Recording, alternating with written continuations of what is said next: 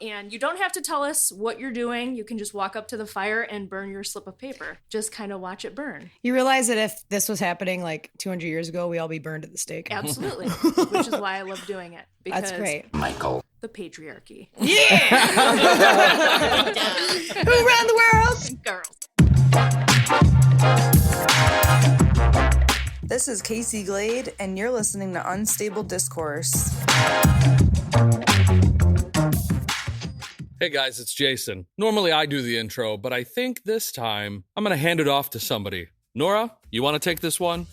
Thank you, Jason. So, it turns out this other Nora is pretty cool. She plays disc golf, she paints, and she got me a book. So I think you should stick around and give it a listen. Nora's with no H. Unite!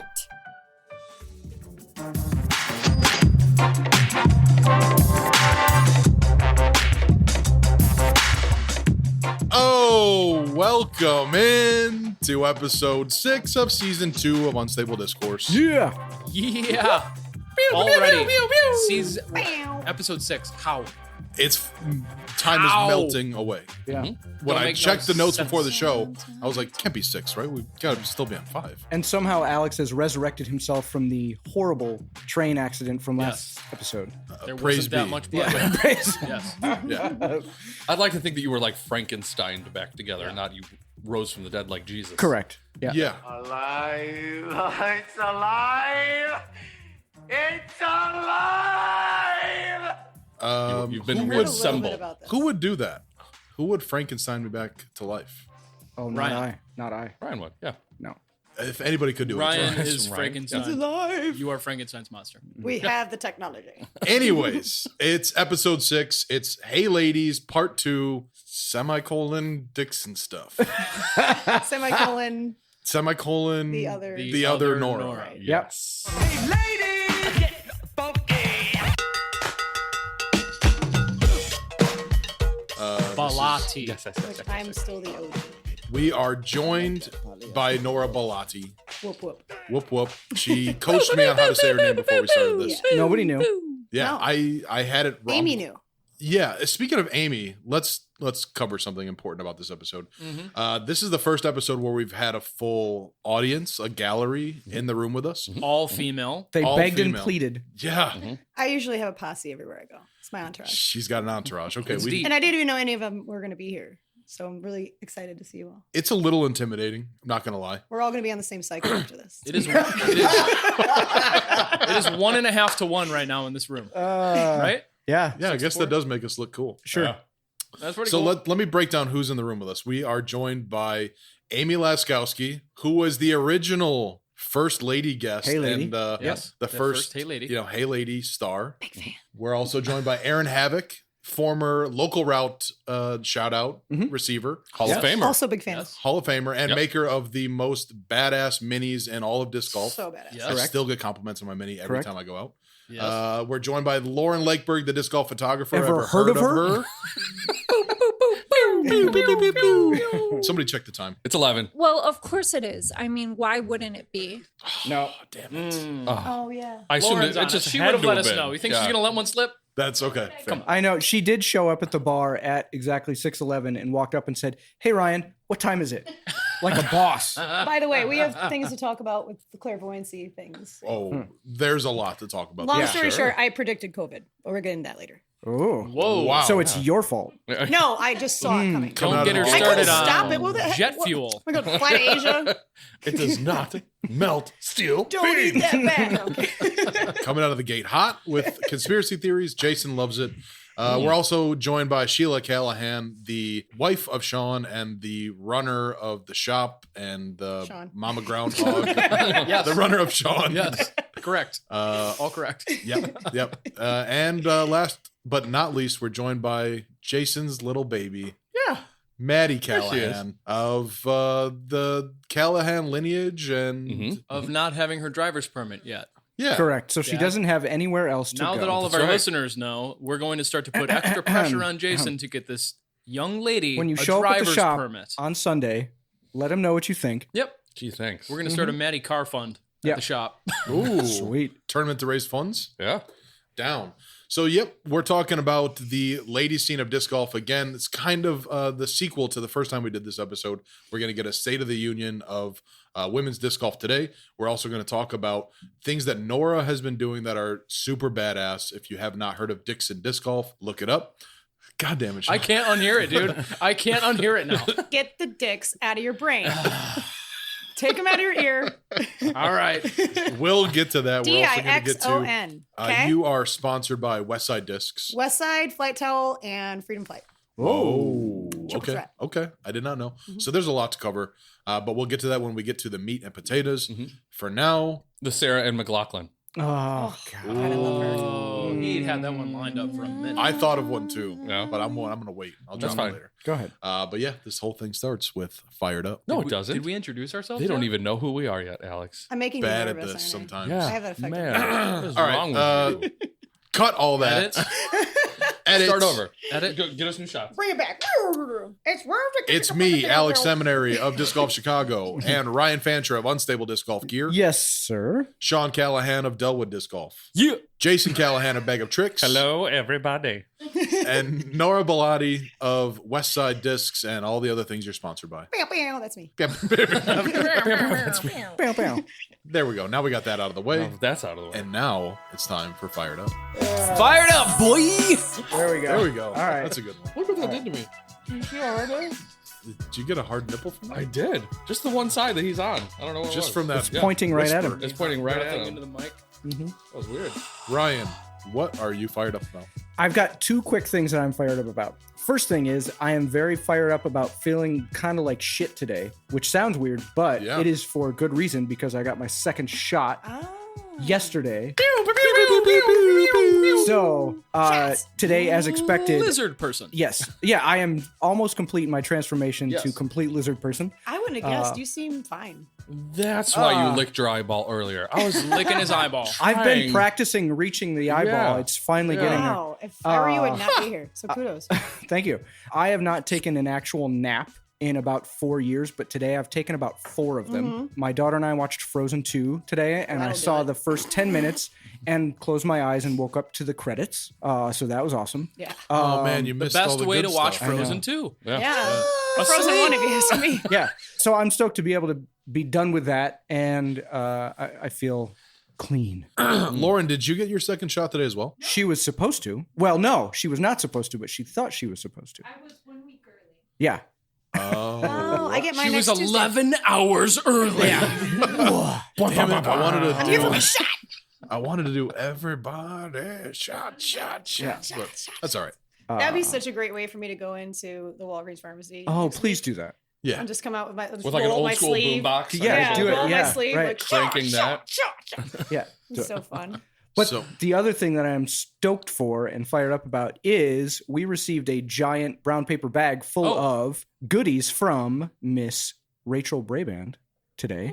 I feel like she's cool enough to also be sitting in fan. this room She right should now. Yeah, be what sitting the in heck? there. Where's Rachel? Yeah, The so- seventh female in this room. Yeah, she Rachel, should definitely you be should be here. the 7th female in this Yes. room. But I think it was a couple episodes ago we were talking about our favorite cookies, and she got wind of that and kind of hinted at it the other day and said, "Hey, when are you guys recording next time? I'm gonna bake some things." Go in that bag real quick. Oh, There is a note time in out. there. Time out. Yes. Wait. There is a card that came with that bag. Are we going to get baked? Before I forget. Things? Hopefully. What are you talking about? She wrote a note? Oh my gosh. She's Oh. so So cute. She left a note. This is my first time seeing this. Maybe, do you want to pre-read that before? You know, No, just No, go. definitely not. Just Definitely go. not. Please enjoy some of your favorite cookies! Exclamation point. Jason, sorry, I don't think you shared yours. So enjoy some chocolate chip and some others. We had the same, didn't we? We had the same. Oh, yeah, they were the yeah. same. Okay. Sean and I So want, like, thanks for all the oatmeal excellent content and your continued commitment to the community. Peace, love, and a crazy, awesome little disc golf emoji. Rachel. She is the Aw. sweetest. So there is a bag So full, these and I already saw on horrible. top, which I'm already jonesing for some snickerdoodles that were right on top. Break them out, dude. Oh Dude, yeah, break It's gonna them be out. a So- noisy snack, but I'm down. when we take the break, we'll Yes. we'll hit those hard. So Yes. I am. He sent Sean sent a picture of those earlier on our little chat about later tonight having them, and my while napping, my mouth was watering. Yeah. Like I was having cookie dreams. Cookies? What? Yeah. So what other cookies? It woke him from his COVID sorry? nap. Is there other stuff? There are plenty of Can I cookies. have a cookie? Oh, absolutely. We will all have cookies. I had put peanut butter cookies or Samoas. I'm not sure which one she went for, but either way, I'll be super excited. Yeah, it's going to be great. So that's what I'm fired up about. Yes. Thank you, So- Rachel. That is so sweet and thoughtful, and makes us feel very special. Thank you. Yes, it does. Fantastic. Warm and fuzzy. Rachel Warm and Braband. fuzzies all day. Thanks, Rach. Sean, what are you fired up about? Couple things. One, something that I have not been able to announce yet, or really didn't want to announce yet because I wanted to keep good juju around the situation. But Sheila and I are happy to announce that we bought a house. Not only just a house, but A house. Like a house. Yeah. House. Up until now, you guys have been with a living in roof? the closet With of Delwood a Disc roof Golf. and everything. Walls and a So, roof. yeah. Yes. You've been living in the closet at Delwood Yes. Disc Golf So until we bought our little starter house many moons ago, back in 2010, and lived in it for a very long time, saving up moving and on up. exactly waiting for the perfect property to come along, and it did, and it was right down the street from Delwood. No, it's not. Yes. my Oh, yeah, it's God. We went from a Aw, 7-minute it's meant to drive to the be. shop to a 2-minute drive to the shop, and it's on 5 acres, and it's incredible, and the opportunities are endless. Amazing. I'm about to cry. I'm very happy you. for you guys. It's a pretty big Yes. deal. Congratulations. So when's It's the incredible. house party? Soon. Was it Very a soon. nightmare dealing with the competitive offers and just the housing market in general? Not really. So Sheila's been on this for years, preparing for this moment for when the property came across, and it did. Yeah. And we looked at it immediately, only 2 hours after it had been on the market. You saw it, and we went and drove by, looked at it the following morning, and then put an offer in that evening or the next evening. But it was within a couple of days. There was one other offer. We had to go back a couple of days. It was all right, we gotta, it's weird. You have to put in a cap basically and Yep. say, we're willing to pay up to this amount plus $500, blah, blah, blah. Yeah. So we did that, outbid them, got the house. And then the closing stuff, the following, the 3 weeks after that were the longest weeks, packing up, not really knowing when's the closing. We've got the shop, we've got the animals, we have so much stuff that we had to get in order, that Sheila had to get in. I had nothing to do with it. She did it all, by the way. That's the other part of my fired up, is that my wife is a queen. Is she ever not a She gangster? handled everything from A to Z, from AVR Suzuka. She handled it. That's nice. I like that. And I highly recommend listeners find yourself a Sheila Callahan if you yes, can. definitely. They're hard to come Yeah, by, good but luck if you with can that. find one, lock it down. This one's mine, but find your own. Yeah. Congratulations, guys. That's amazing. That's huge. Part B is that I'm not dead right now.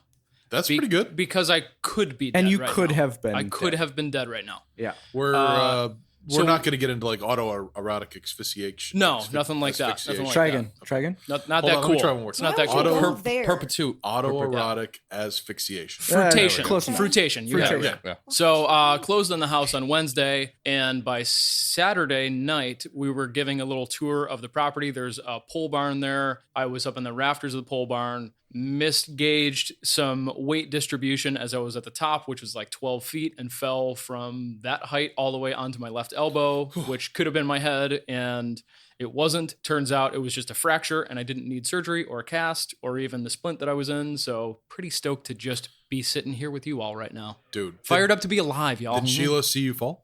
Right in front of her. I fell literally at her feet. What was Did you that? go get up?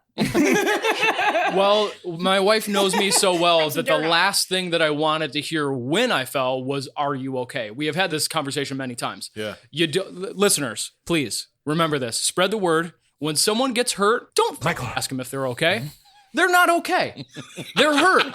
Don't ask them if they're okay. What are you supposed to ask? Spread that word. Say nothing. Nothing is better than being asked if you're okay when you're definitely not okay.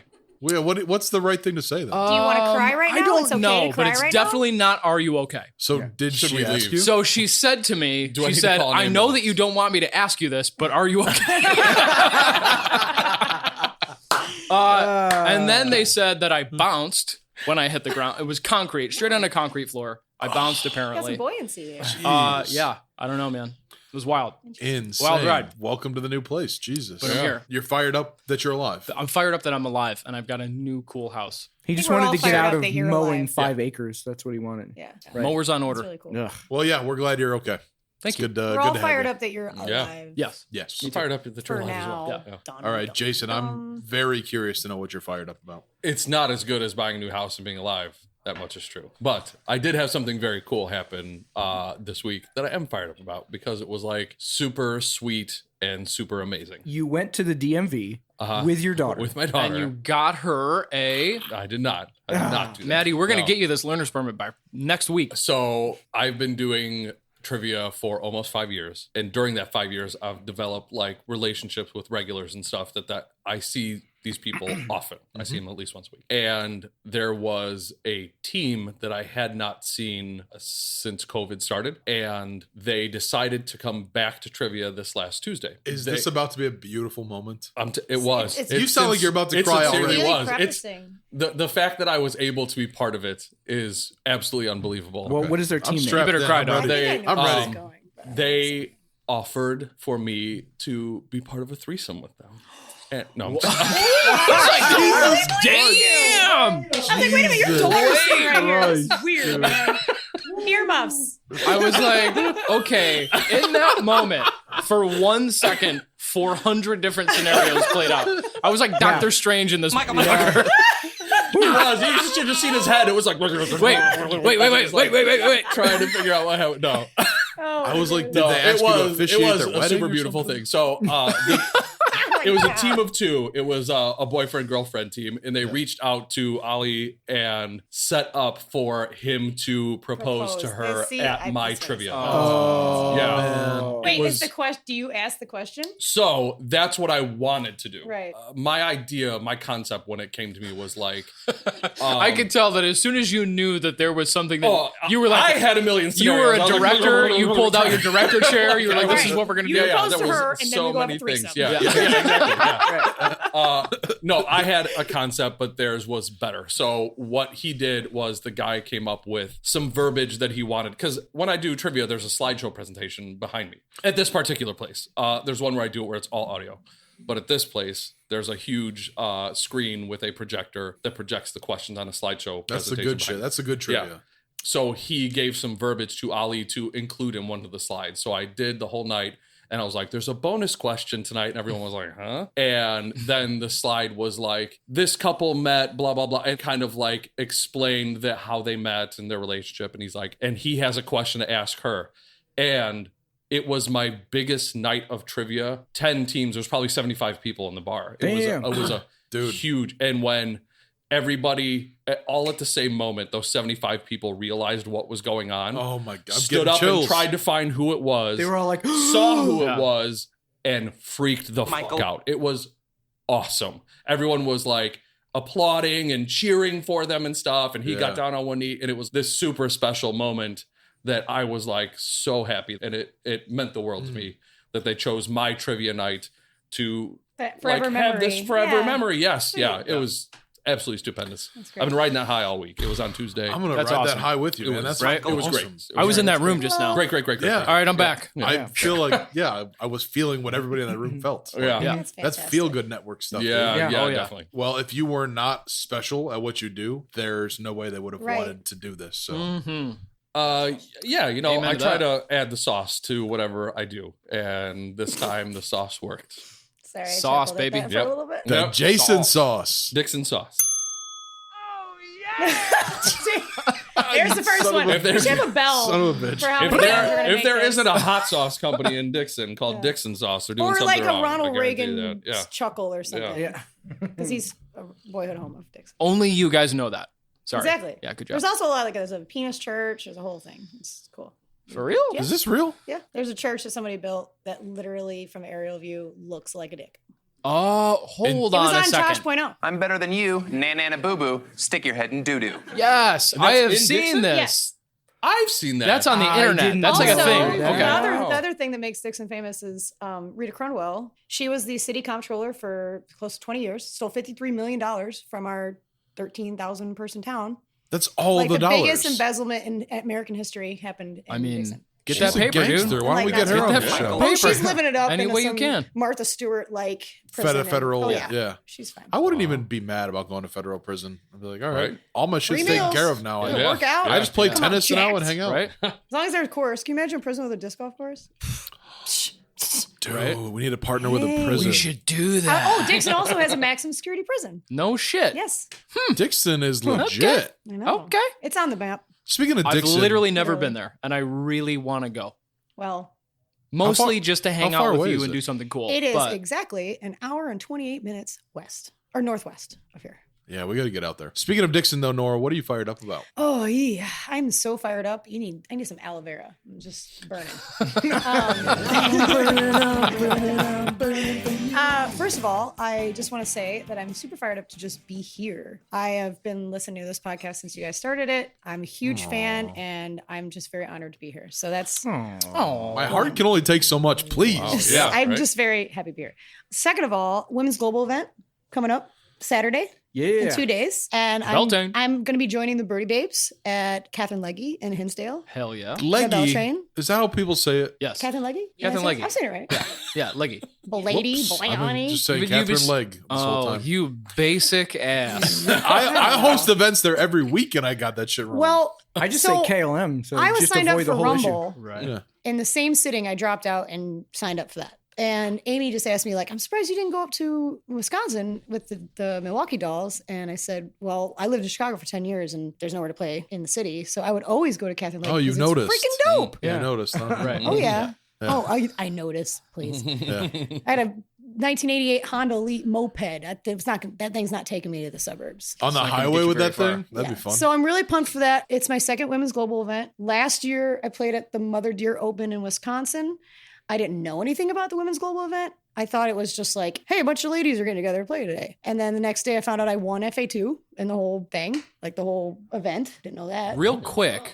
I didn't can we win have- anything, Can by we the way, have but Amy whatever. and possibly Sheila or anybody else that wants to hop in and explain to the listeners exactly what a women's global event Well, is? I could Yes, tell please, you because too. I don't know what it is. Yes. Go ahead. Maybe Yeah. if you want to, come on in. I mean, not only Bring it- Nora, bring but it Amy I mean, back we do on. have an Amy Laskowski in the house right now. Swing it over. And here's First Amy. of all, I want to say Sheila's making her TD debut. Yes, she at is. Women's Global event. Whoa. And I'm fired Yeah, up about boy. that. That's awesome. Nora, and I go think ahead. I'm going to have Amy help Yeah. me fill in here. So the Women's Global event is a day where all the women in the world who play disc golf, if they play a sanctioned tournament and it's signed and it's registered to be a Women's Global event, we basically all compete against each other. Yes. All over. There's over 3,500 women competing this year, which is God, the that's- most Yeah. ever. Right. So No awesome. surprise. Yeah. So awesome. Right. So How does it's it just work? internet So stuff. everyone, Communications. There's this thing called the interweb.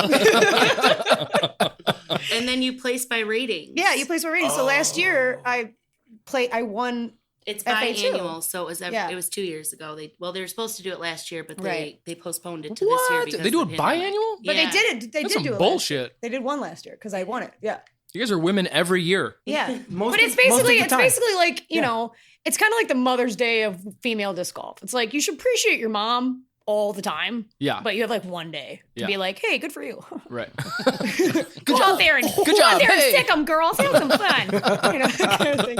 But yeah. Here's a that's- mimosa. Yeah. If you have any questions about Let's go to the Women's Global racetrack. event, ladies, if you're out there and you want to play Women's Global event, there'll probably be another one this year, right? Since they're doing two now. No, it's Just one. one. All right. Well, every sucks for other you. year. Play next year. It's really fun. I mean, we'll get years. into that later. But fired up about Women's Global event. See my babes. Also, I am hosting my first ever sanctioned tournament this year. Whoa. Yeah, I baby. have hosted unsanctioned tournaments before. So Jonathan Ray, J Ray Dynamic, he came out last year, did a little clinic. We did a little doubles tournament. It was a lot of fun. And he kind of saw a little what we were doing out there. And so I started playing at Sinisippi Park in Sterling, Illinois. And this year it turns 40 years old. I have still What? not been there. Are you I've never kidding? been there either. Such a piece of So- shit. How have Let me- I been there and you have not been? I don't know, man. That's I- crazy. Let I've me give never you been there. just a little bit about Sinisippi. 40 years been there. It's now 27 holes. It is a combination of wooded, open, and elevation. Everything we all want. Mhm. It's so much fun. That's like the birthplace of my whole disc golf world. So J Ray's coming back and Dee Dee's hosting it because he's a dynamic disc. He's a touring player. And we're hosting a B tier at Sinisippi. Your first tournament's a B tier? My first sanctioned tournament's a B tier. First Well, I sanctioned have a professional help. I'm a co Okay. And wait, you're hosting with J Ray? Yeah, I am. He's going to be holding my hand the whole time, I guarantee it. So yeah, I'm really pumped, really pumped about that. Besides that, like we have league starting up next week. I'm just happy this time of year is like I'm just jacked. Yeah. You know what I mean? Like, Yeah. screw you, winter. I'm going to go play and see all these people. So we have a little tiny window where we got to cram all the good stuff into it. Yeah. I'm right there with you. There's just put the Dixon in it. Bell chime. That was redundant. I just realized. And I bet everybody at the table feels the same way. Like, oh yeah, everything is starting to. It's like an avalanche all of a sudden. Yeah. Like Mhm. everything's Ramping happening. up. But that's crazy. Thanks for filling us in about the women's global event because Amy mentioned that on the last episode, and I remember going like, "Oh, that's awesome," but I had no idea what it was. Mhm. So it's nice to know. Yeah. So the What way are you it works bitches squawking about over there? is the way that it works. Like, so you play at this course. Mhm. You have totally unique weather conditions. Somebody in another part of the world is playing somewhere else, and it's just the ratings. It's just by ratings. Yeah. Cool. Yeah. Damn. I wish I could tell you what my rating was last year when I won it, but I don't know. Okay. Oh yeah. Amy's my secretary for the day. It's really great. Alexa, Speaking of secretaries, we Look up ratings from last We year. are still interested in an intern for the show. Just, she's we got a not doing total it either. response of 0 people reached out saying, That's "Yeah, why I brought I'd love Maddie to here help." tonight. Maddie will do it. Her only She's cost taking is notes on her she's iPhone. dipping right her now. one toe singular into being driver's a permit. Correct. Yeah, a lot And of you- one car. A lot of Asterisk. listeners seem to really enjoy the show, but when asked for help, crickets. We heard nothing. So Isn't that thanks. how it is? Well, everybody. because you need to give him some sort You of just explained incentive. humanity. Yeah. Yeah. No, that's true. Not like you're That's going to fair. get world experience. You're like, nah. I get it. We'll think so- you're cool. Mm-hmm. and other people will think you're cool. Probably. That's, yeah. Maybe. Do you not have Probably. any friends? Are you? That's We have the Do job you for have friends? yeah. No. Do you need friends? Yes. Become do our free intern. work for Okay. Unstable, Unstable discourse. What I'm fired up about is so many things. Hey Alex, what are you fired up about? Hey, Alex. Thank you. Hey, Alex. Hey, Alex. Do you need a lighter? What are you fired up? Hey, Alex. Funky. I'm fired up about so many things. I don't want to take too long on this, but there's still just a Maddy, lot. start the timer. Yeah, please, somebody put the pressure on me. There's just a got lot 3 minutes. happening with Disc Golf Chicago and the Paul Macbeth Foundation. It's getting very, very real. We're talking about Paul coming to town the Monday after Ledgestone. He's going to be possibly, it's not a guarantee yet, possibly doing a clinic, bringing out Jomez, and we still want to see if we can get him out, whether we come to meet. We're probably going to have to come to him to do podcast related things, but He's on that level. it's we would do it for Paul. But that's all. Like every single day there's a lot happening there. We're actually just about to file for nonprofit status. Disc Golf Chicago is going to become a nonprofit. I have a board of people that have been meeting with and interacting every single day. Like what are we working on? What are we trying to achieve? And it's just getting very real. Like shout out to the people that have been doing that with me now. It's Eric Savoy or Savoy, depends how you look at it. Kevin Derrick. Balati. Kevin Not Derrick. how it's pronounced. Balati. Matt Swing. By the way, Matt Swing. Oh, Matt Swing's cool as shit. I like Matt Swing. Dude, He's cool. Matt Swing, just before I got here, sent me a promo video he did for the new match play league that we're launching. I was screaming in my car. It's the coolest disc golf video I've seen. You were screaming in your So I car. screamed. I recorded the scream. Can you redo that scream? Do you think you could right now? Like, was it like? Ryan, is this was gonna it like jive with the editing? I was like, You would have to step back. I was like, bro. Okay, cool. I get the video of me context now. screaming I needed like to be that. in that car for a minute. Go ahead. That's good. I'll show. It'll be dropping soon.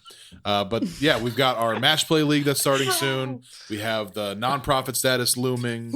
We're putting together with Dana of Disc Golf Park and the Paul Macbeth Foundation a week-long disc golf festival. The week starting after Ledgestone, it's going to be 5 days of events and clinics to introduce the south side of Chicago to disc golf and arm them with discs. And then Saturday, Sunday, we're going to have a tournament so that the community can get introduced to, all week, how do you play?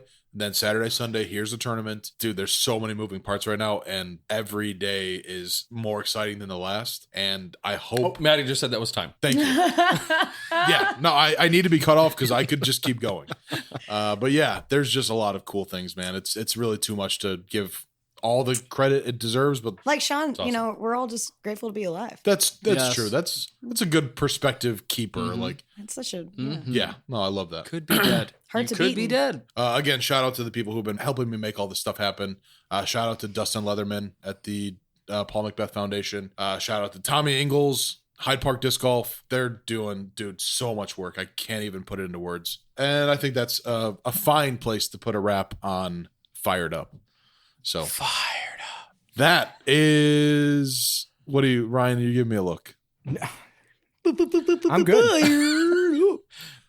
I was just looking at Jason's erect nipple. That's Dad all. could hear you chewing at the dinner table. Yeah, maybe. He's gonna go sit in the other room. Yeah. Well, this was a totally normal end of a segment, and we're going to use that little awkward momentum to roll right into the Callahalander rundown. Holy crap. Bing, bing, bing, bing. Oh, Wait, you know who's what it else? sponsored You know what by? else I forgot to mention? I mean, obviously this is, unofficially brought to you by discgolfscene.com, but Come on, Pete. Fired Come Up. on, Pete. Come on, Come Pete. on, come But, on, Pete. Come on. Fired Up is brought to you by Embers and Lockport. Oh, yes, it is. Where we are. Which is right where now. we are. Yeah. Is that where we Yeah. are? Because this room doesn't feel like a tap house right now.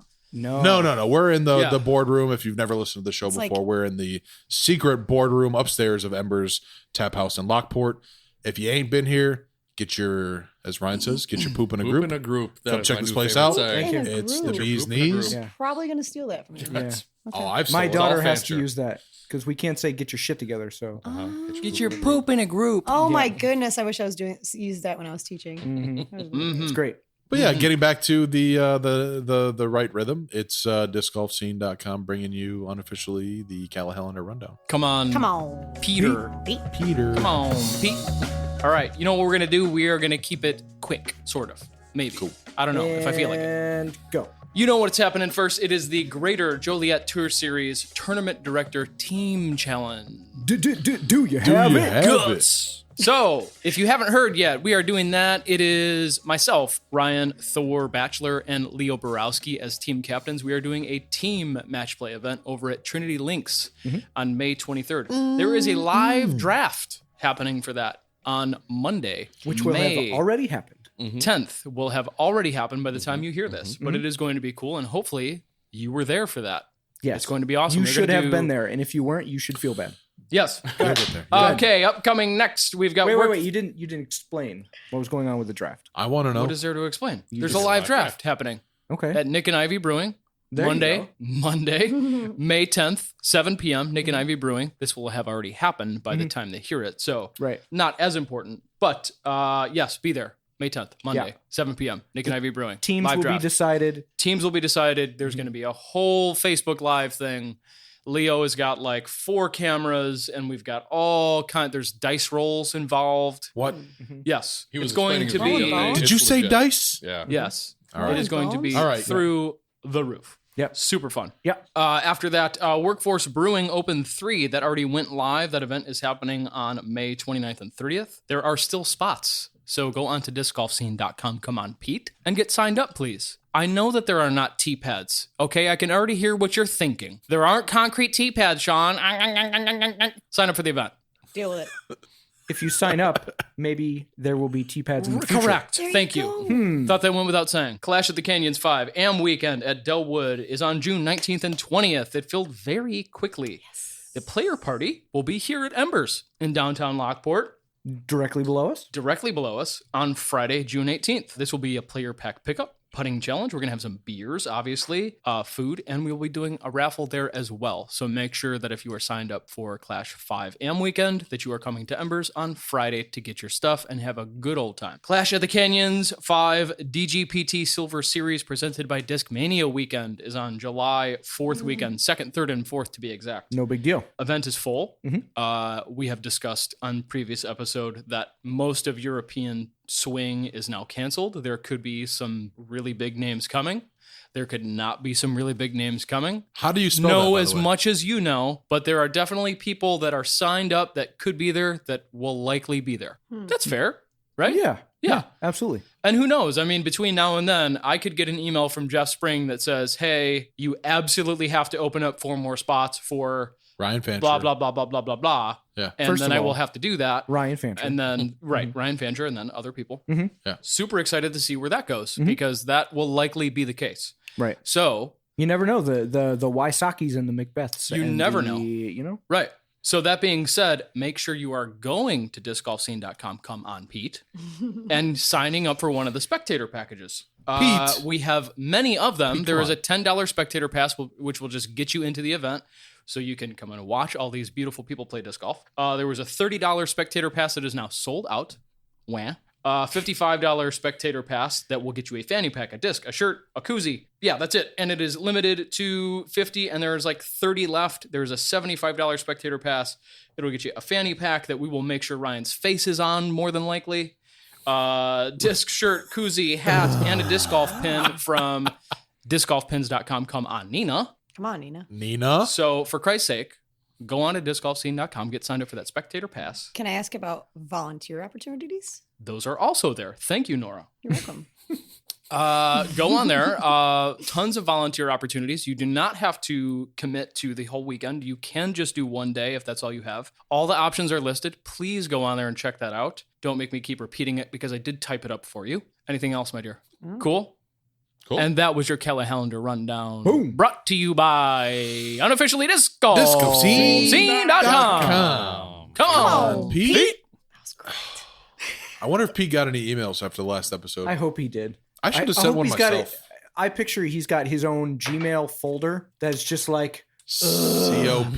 right. That's how what it's it's labeled. labeled. And Yeah, just and they click, just all go straight click, in there. Yeah. click. Yeah. It's got the Hey, junk drawer. Can I get you to talk a little bit about having to make? You're going to make the fanny packs, right? Or is this somebody else doing that? No, No. I'm doing them. We I have called one them guy. something else, We have but- one I guy. assume it was you, but Yeah. how does it feel to be making a product that you hate so much that so many people are so excited about? I love fanny packs. Quiet. I think that we're going to bring them Love back. them. They never went So away here's from me. here's the thing. If I can dive into it a little bit. Please. All right. It's July 2nd, right? It's the first day of Clash. I'm You're there. coming out. Yeah. You can't wait to spectate. Nicola Castro's going to be there. And you're like, holy shit, he's the best player in the world. And you're like me, you're like Sean, who doesn't want to have a bunch of bullshit in your pockets. Well, guess what we got for you? An external pocket. An external pocket that holds all your guess shit. guess what girls have been dealing with for a really long time? Yeah. Not having any Michael. pockets. Yes. There it is. So I'm a big fan of the fanny packs. Right. Big fan. Wallet, Or, as they phone, call it- keys. Yeah. As they call it in the UK, a bum bag. I have a bum. I actually own a bum bag. Bum bag. Like Fanny pack. branded Bum bag. bum Fanny bag. I pack. like that name. Yeah. Yeah. Maybe they're looking because for, you're a maybe they bum can that sponsor works. me. Correct. Yeah. So get a fanny pack, get signed up for a spectator pass. Yeah.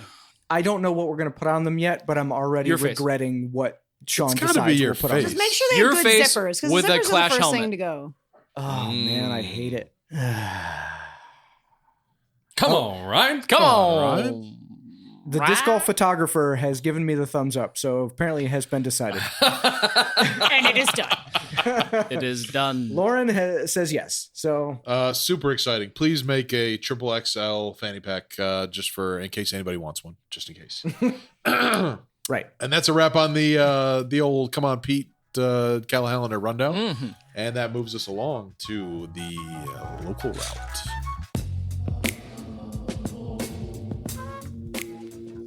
Local route. God, it gets so much nicer. You every got time. a whole, Gets you know, juicier. you got a whole different parts, man. You They never know. if he's gonna. That's say one of my it, when he's favorite gonna parts say it. because I get to. I'm gonna throw a bunch of more effects on it. I love it. You did that last time. I did. Yes, I love it. It was cool. Yeah. I noticed you put fireworks. some like reverb on Oh, the, yeah. when he does the Yeah. whisper Yeah. stuff. Yeah. You make it sound real echoey. Like it reminds me of there's champagne in the champagne room, but you don't want champagne. but you don't want You champagne. want champagne. You want to come on, Pete. Got him. That's going to cost you more Dixon than the sauce. champagne room. Yeah. I think it might. Dixon stuff. I think it might. But yeah, let's move along to our local route shout outs. I got mine. Who else got one? I has, Who want to go first? not me. Jason? I'll kick it off. Jason. Feel free. Balati. Kick us off. That's a go. Balati. I'm going to shout out my own local route. I'm going to shout out Dixon Disc Golf because it's not Hey. hey The crew. the crew. It's because it's not just my fiance Brent Reuter and I. He's adorbs, by the way. He's adorbs. She already knows. It's all our friends that we have met in the past 2 years since we built our first course that show up and keep showing up. And then when we do Veterans for Vets or need to work on the course or build the course, they keep showing up. Nate Jones, Tyler Shulsky, his last name's a real Schultes. It's kind of like Balayti. Yeah, Tim Grove. There's an extra Y in there. Yeah, these guys are always showing up. They're always helping out. You never have to ask. They're always there, and they're great. So I'm going to shout out my own crew. Hell yeah. You know, that 'Cause they doesn't deserve it. happen unless there's a good leader in place. Zach Martin, too. Him, too. People don't show up and get behind a cause unless they see somebody at the helm and they're Mhm. like, I want to support what that person's doing. Yeah. Otherwise, They're like, what are we doing next? What's next? Yeah. So whoever's at the helm doing good things. Yeah. Shout out to the Dixon Disc Golf crew. I'm always Yes. willing to get behind the Dixon Shut stuff. Dixon, good people. Dixon people. Gotta love it. Got to get behind them. Where's that bell? Dixon, good people. Inappropriate. Only. Jason, you're up. Who's your Can't local stop. route? Putting Dixon good people. No. My local route shout out is Kyle. Michael. Greenfield. KG. You know what KG did? What did Sleeves. he do? What he done? Oh, I love it already. I know. Yep. He went up to deli. He bought a disc. Oh, I know what he did. And he left it behind the counter with a note saying, "This disc needs Jason's autograph on it." Aw. And Yes. I was like, Yes. But why? I got you. What? Oh. Who invited this broad? Oh, sorry. And needed my signature on it, and I was happy to oblige. It was a West Side disc. Oh, It was, yeah. okay. It was a I'll allow flag it. dyed Yep. VIP harp. It was. Ooh, that's the first disc that got me into West Side. Ooh. So- That's the only West Side disc. No, that's not true. It's my favorite West Side If you disc. don't bag a harp, you should bag a harp. Or a I don't tattoo. know why Whatever. I'm saying that. So if you want to be as cool Yes. as Kyle, Cool. that's the kind of shit you got to do. That's sweet. Yes. What was Step up the your game, what, but listeners. what you put on there? Because then I saw it the next day and I was like, inquiry. What is this about? Explain what you put on there because I think that's fun. Oh, okay. I put a saying before I signed it. I said, "It's been swell, but the swelling's gone down." It's awesome. It like goes around the edge of the disc great. underneath. It's been swell, but the swelling's gone down, and then he signed it in the middle. So what I did was I Googled like funny email closings, right? Because there's like lists of Sure. where you can go and see like great Yeah. things to close emails with.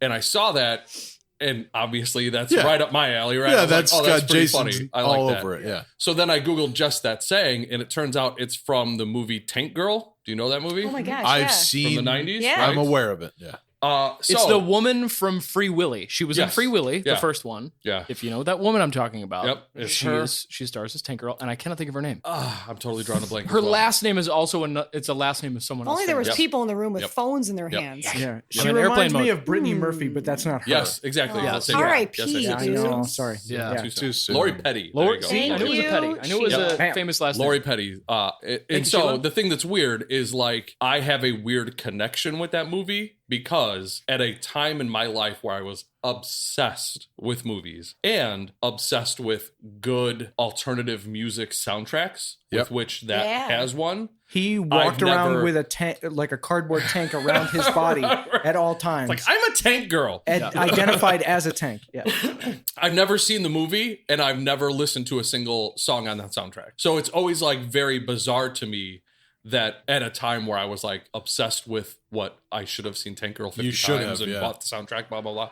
I didn't. So at this point, it's like, it's been going on so long. I'm just going to keep You're not going to watch I'm just it. not going to bother at this Yeah. point. Yeah. Cause it'd Yeah. be weird if I did it now. Yeah. So the fact that it was that particular saying that jumped out at me and then through research found out it was from that movie, I was like, oh, this is perfect. This is exactly Nice. why it needed to be on there. Cool. Yeah, that's very on brand. That the Jason brand. Yeah. I want to see Tank Girl, and maybe we should do the first episode of our movie podcast that's still Still simmering pending. away Yeah, at a back yeah, burner yeah. somewhere. Right. Well, not Tank Girl. Episode off the one list, of yeah. What do we call the movie podcast, by the way? Give me time. I'll come up with something. Yeah. I don't have anything Movies with nerds. I also appreciate that you guys are recognizing a movie that was very feminine, forward. Totally, right? And the Yeah. ladies episode, because yeah. that movie Ooh, was. see? Yeah. She was a bad. I mean, she's We're just not- badass in that movie. Yes. We're not all about And she's Dixon. not like, the Laura Croft coming in with like this intimidating everything. Like, Right. She's like, yeah. Just a I badass. have Yeah. also never seen that movie. I'm just saying. But from- it seems it's nice. awesome, and I want to see it. Yeah. It's good. Bring it back. That's a Bring story. it back. Let's bring it back. Bring it back. Let's get Lori Some Petty on the story, show. let's stick No to big it. deal. Yeah. We'll just bring her in. She'll do it. She probably Talk about follows Tank me on Girl. Instagram. She's not too busy. But that's awesome. Shout out to KG. So we've had the Dixon crew shouted out, KG shouted out. Sean, who you want to shout out? I am shouting out one Mr. Russell Smith. Some of you may just know him as Russ Smith. Super great guy. Comes in the shop all the time. Gross, but okay. Great guy. Has Sorry. played most of our events. Has already played 5 events this year. Russ is such a nice guy that I think that he would be disgusted. Careful. Careful. Slow-mo fall. Caught it. Are you okay? Good catch. I didn't hit the ground. See, that was okay to ask him do that it. because he wasn't hurt. Right. If he was hurt, So it was. you just don't it ask was that. appropriate. Okay. So So- for listeners, I just leaned back. I laughed so hard I leaned back in my chair and almost fell, but I caught Yeah. it, so still cool. Caught Sean, it. go ahead. It was a cool move. looked So Russ really Smith, cool. aka Russell Smith, super sweetheart, and we discuss his rounds as he plays in these tournaments. He just played Illinois M Championships down in Peoria. Russ, you are an absolute sweetheart. I love when you come into the shop and we discuss your rounds post tournaments. He's always signing up for all of our events, and I just love talking shop with the guy. He's a super sweet guy. So Russ, you're awesome. Keep up the good work. Hopefully, all the X-rated content is deleted from this portion. Absolutely will be. Yep. That's when You're awesome, when Russ. Ryan says Russ he is will awesome, remove it, period. that's how you know it's definitely staying in. Ryan, do you have anybody you want to shout out for the local route? Nobody. Good. Yeah. Ouch. Ryan's on Is that brand nobody again. like 4 times in a row? No, it's Well, only he did somebody twice. last- Give it a rest. He shouted Alright. somebody out last episode, right? Yeah. I have been sequestered to. Lauren's like, Yeah. I've been sequestered think to the so. dungeon for so long in the last few weeks that I really haven't seen anybody. So I don't have anybody to shout out at the moment. All right, no problem. It's on Yeah. brand for you. Yeah. I get it. Mhm. I'm going to shout out one of my favorite people in disc golf. And I love to pretend like I hate him, but I don't. I love him. Kenny Slauson. Kenny has... the smoke, boy. Yeah. Me and Kenny have a funny relationship because Slaw Dog Airlines. we're just right in the very similar like space as far as skill level and like competitive. Yeah, you're both terrible. That's Hey-o. one You way to smoke put it. halibut, too. I don't smoke nearly as much as Kenny. No one does. No one does. No. Nobody does. But He eats more weed in a week than you smoke in a year. that's It's like if you probably are what you true. eat, he's basically a walking bud. Yeah, he Yeah. is. Yeah. Correct. And I love that about him. He's a But talking, walking bud. yeah, Kenny and I have just had some interesting like showdowns. So he's kind of like my rival. There was a time at Ledgestone where it was the putting contest, and I had the high score, and I thought I was gonna win, and it was like I sat there and watched people try to beat my score for like an hour or two. It was toward the end of the day, and Kenny kept buying in over and over and over until he beat my score, and he beat me by 1 point. And I tried then to get it back, and I couldn't. So he won the putting contest. The next day there was a doubles tournament. He beat me by 1 stroke again. It just keeps Was it's he like, happened. Oh, this That's the worst part is he's baked the whole Yeah. time Oh, yeah. and still. But yeah, People who play disc golf don't smoke weed. I don't know what you're talking that's about. weird. Yeah, I don't know where that's horrible. I don't buy it. It's illegal. But I'm gonna shout Kenny out because he is doing an event that I'm highly intrigued. Highly. He messaged me about Oh, hey, it. He messaged me about it, and I, That took me a minute. yeah, I had not heard about it, and he asked if I wanted to sponsor it, and of course Yes. I do, but I Yeah. didn't know what it was, so I had him explain it to me, and it's serious business. it's so cool. We're Disc Golf Chicago is going to be a sponsor as well, but it's the $10,000 CTP extravaganza at the Oaks in Mokina. Correct. That's what I This is happening Whoa. July 17th. I want to say it's it's what, 100 to, I don't know. There's like, I don't know the entry fee. It's a lot to buy in. I think it's $100. And the thing is that every single hole has like a $250 CTP on it. Correct. Jesus. 2 rounds, 20 holes. 2 rounds. Yep. Yeah. So it's just anybody can come out and have a decent shot, and $250, dude. That is the same weekend as our Sauk Valley Open that I was just talking about. And I just now realized I didn't say the date for or the name of it. But yeah, because I didn't hear called you the say Sauk Valley Open and July 17th and 18th. But yeah, your thing sounds cool too. Sorry, Slow Dog. That's inevitable, by the way. Hijacked. In our scene, it's inevitable. You cannot. Yeah. We have a limited window, and lots of people want to do things. Both will appropriately fill out. I'm That's sure the of thing. it. I'm sure of So it. many events are filled now that good. If there's a huge tournament that weekend, good. Somebody else put on more because a lot of people didn't get into that tournament. Right. Yeah. So shout out to Kenny, and I'm sure this is, basket cases in general, but he's the one who approached me, and he's the one who seems like he's spearheading it. It's got his style and brand all over it, so I'm sure it's a Slow Dog thing. Shout out to you, Kenny. I've never seen something like this. I'm really hoping to get in. I'm setting an alarm to sign up so I can get into it. But even if I don't, we're going to sponsor it. I know Mikey Z and Sammy's Links and Drinks. Sammy's Links and Drinks. Yep. They'll be there as well. So he's doing it right. He's bringing everything together. It should be a really cool event. Sick. Shout out to you. That's also a reminder for me to also sponsor that event. Sorry, Kenny, that I saw that. I will get back to you. Unstable Disc Golf has already sponsored it, so get on that. Okay, Go ahead and get noted. on it. I think we can edit this out if I'm wrong, but I think you just put Kenny in the UD Hall of Fame because he's already been shouted out once. By who? Sean shouted him out in episode 3, I believe. Wow. For what? This is just the shit that I I remember. thought Lauren I'm was like almost the certain all of it. storage unit of everything. Was it that the 100 Holes of Hell? No, that was Well, here's the thing. I don't question you at all. I'm telling you, You are the show's biggest fan. 90% certain that you just put him in the Hall of Fame. I'll do some I'm good with research, that. but I'm pretty sure you did. Like I said, I only like to pretend like I hate HOF. Kenny. I love Kenny. But yeah, hey, if you just made the Hall of Fame, I am thrilled for you. That is a wrap on the local route, and that takes us into the meat and potatoes of this episode. Before we get into that, let's say a couple nice things about our sponsors, our little sponsees. Yay! Let's say a few things about our guy, Ayo, the Mortgage Pro. Andy O'Day. Heyo. Andy O'Day, AO the Mortgage Pro, is a mortgage loan officer in the Tinley Park area, but all throughout Chicagoland. He can help you out. He basically is a disc golfer who has the lowdown on how to guide you through the process of buying a home, get you a loan, do it super quick, get you a dope rate, help you get on that path to building wealth, and just answer whatever questions you have about buying a house. Not that he needs help because he's been killing it, and I'm seeing reviews. Dude, he's killing it. As expected. Check out his social media. He's on all the platforms, TikTok, Facebooks, Instagram, whatever.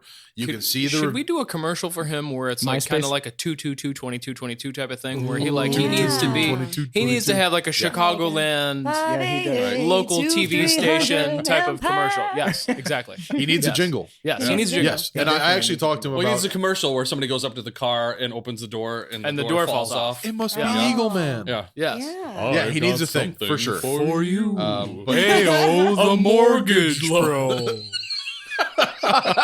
wow, look at those low rates. Those are gems. Yeah, See, you don't forget those. So that's why those commercials we're still really talking matter. about it. We're still talking about really it. do. So we need to figure out something with AO that needs to work into the jingle in some way.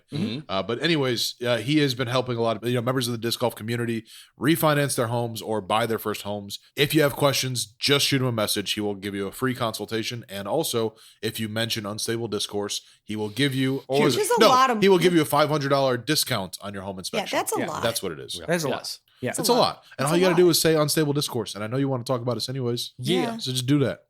Just do that. Just do it. Thank you, AO the Mortgage Pro. So before we get into the meat and potatoes, I'm just going to finish my Rachel Braband homemade, chewy, delicious peanut butter cookie.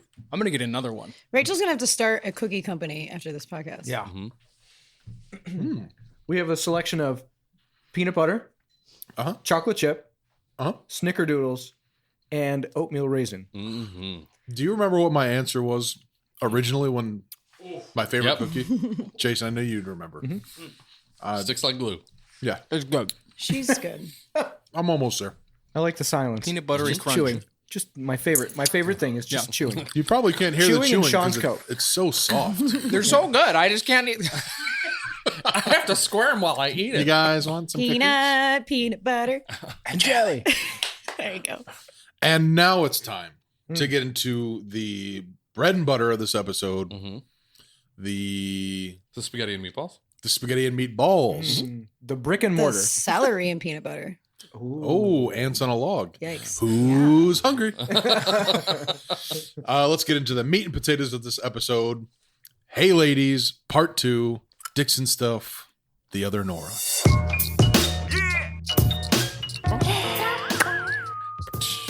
Hey, that's me.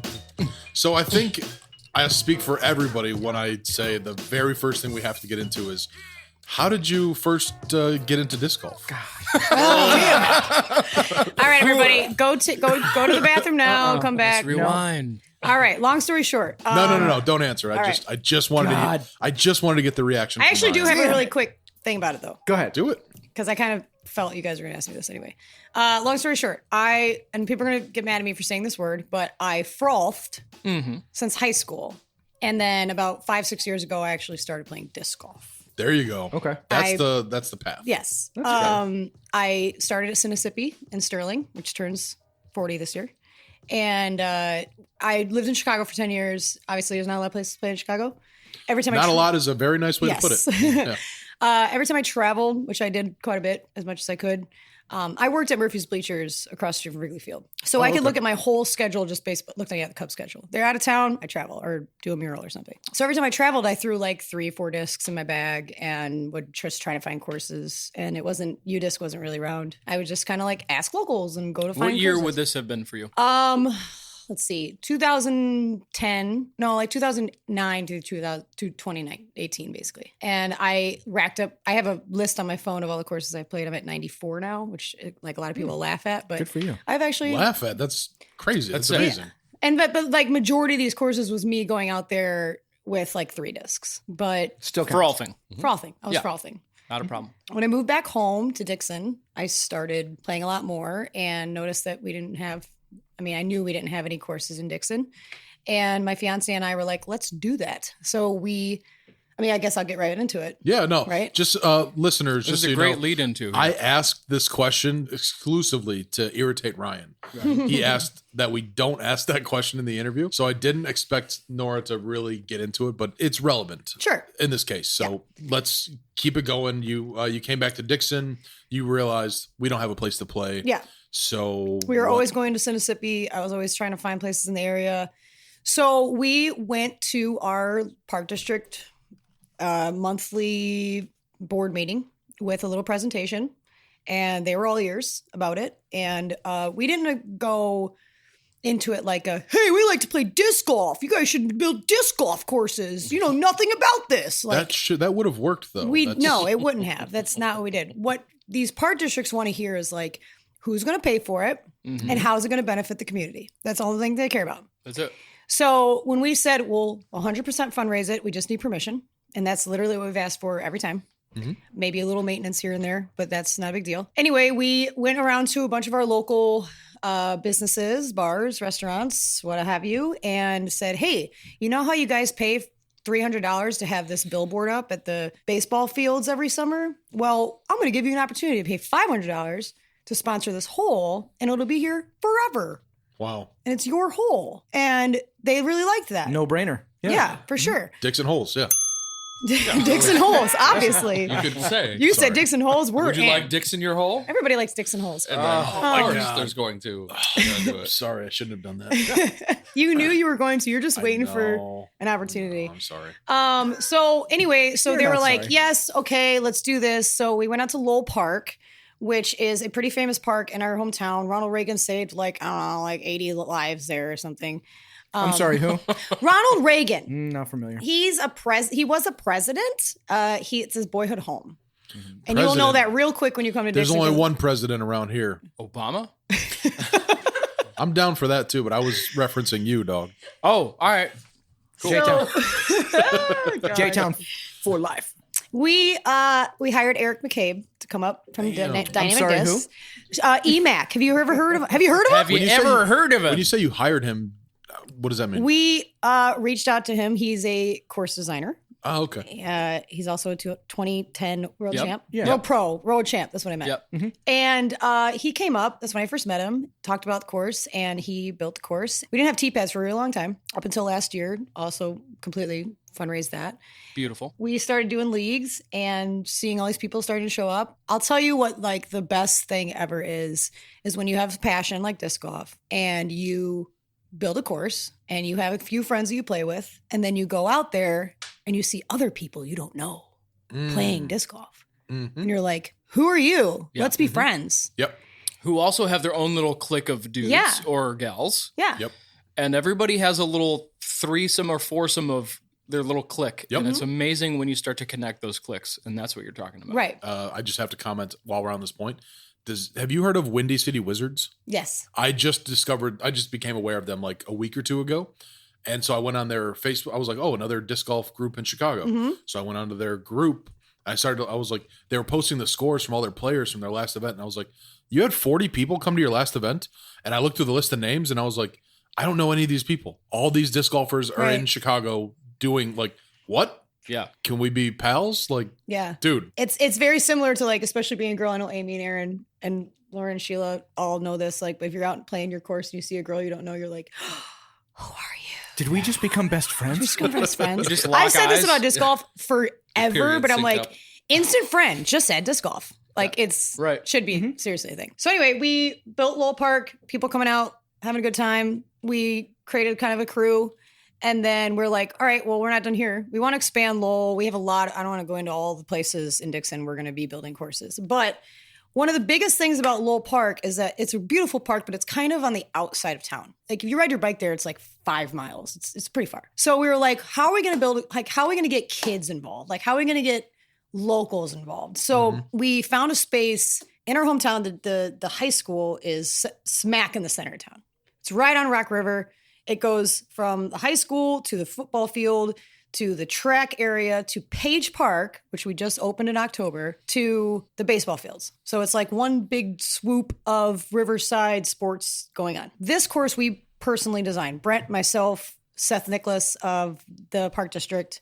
And we're like, how are we going to make a course that's like fun for everybody, but also very beginner friendly? So I'm just catching up. You designed Lowell Park. no, Eric designed Lowell Park. Okay, but you guys got it put in. Yeah. And now you're working on your second course, or you just finished your We second course? opened it in October. Wow. Okay. So in 2 years, we have 2 courses. Damn.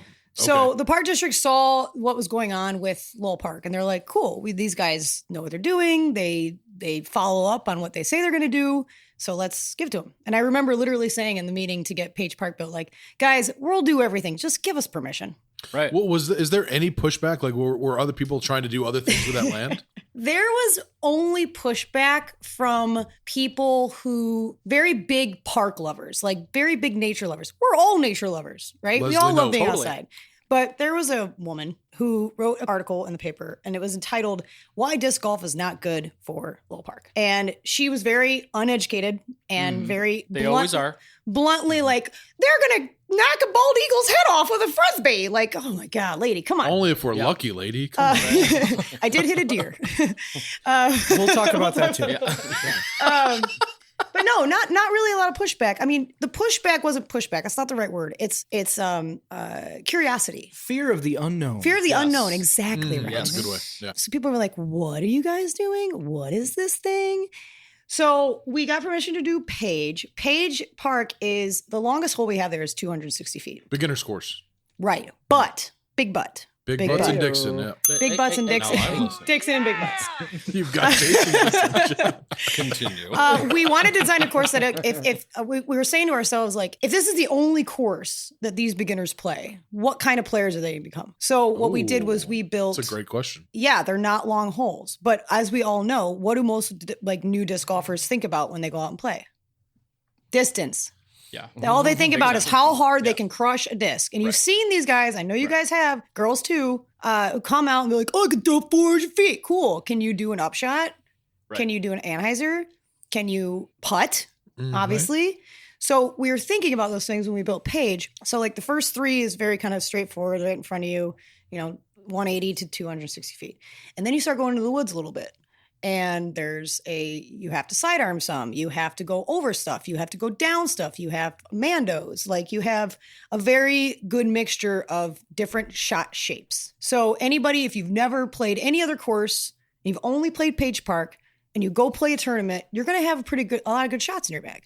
Yeah. And that was like challenged. Right. And if somebody might come out here and throw farther than you, but when you get into the woods and you get into some of these tight corners and these gaps and stuff, like you're going to have the advantage. Right. And that's literally what we were thinking the whole time. We were talking about KLM not long ago. I love KLM. What is KLM? Catherine Legge Memorial Legge. Park. Catherine Legge Memorial. I'm a basic. Legge. Up to you. But the reason I love that course is, Disc Golf Chicago is a lot of focus on beginner friendly activity and getting people introduced and falling in love with the sport. And KLM feels like a course where nobody has a huge advantage. There's a couple longer holes, but like anybody could show up and have a good day and compete. And I like the idea that it can be, a mixed event. I'm wondering if that was kind of a factor. Was that a factor at all when you were designing it? Like, very much so. And I'll tell you, to create something that like is lady friendly. Right. Yes. And also but like if I have a tournament coming up and I want to practice, right? If I need to practice distance, if I need to practice my drives, I'll go out to Lowell. But everything else, I'm going to go to Page because that's where the technical stuff is. Is. That's where all the technical stuff is. Anybody in this room can go out there and birdie every hole at Page. But yeah. Have you seen Jason throw? I would ace them all. It's a Jason friendly course. Wow. The baskets are the size of this room. By the way, they're all veteran baskets. It's in. Yes. They're all veteran baskets. They're all, we don't have tee pads at Page, but we're planning on it. We put tee pads in at Lowell. But one of the big things we're trying to tell, so I just want to make this very clear when it comes to trying to design courses in your hometown. All the people care about who you need permission from, like I said, is money and how it's going to benefit the community. So when we went in to talk about getting Lowell built, we used Emporia, Kansas as a huge example. I was like, look, Emporia, Kansas is just twice the size of us. Dixon is, I think, a little less than 16,000 people. It's not very big. But we used Emporia as an example, like, hey, guys, this place is a small town. They have 10 courses. They have this big tournament called the Glass Blown Open. And they raise $1 million in extra tax revenue for their town because of this sport, because of this tournament. Did you say $1 million? $1 million. Well, gosh, I was just there last week, and I guarantee it's more than $1 million now. Sure. Wow. Yeah, right. Guaranteed. So when they heard I think that, you spent they're like, $10,000 alone, right? Oh, That's I what you were guarantee. saying Yeah. before, right? Yeah. Before we sat down. So when they heard that, they're like, what?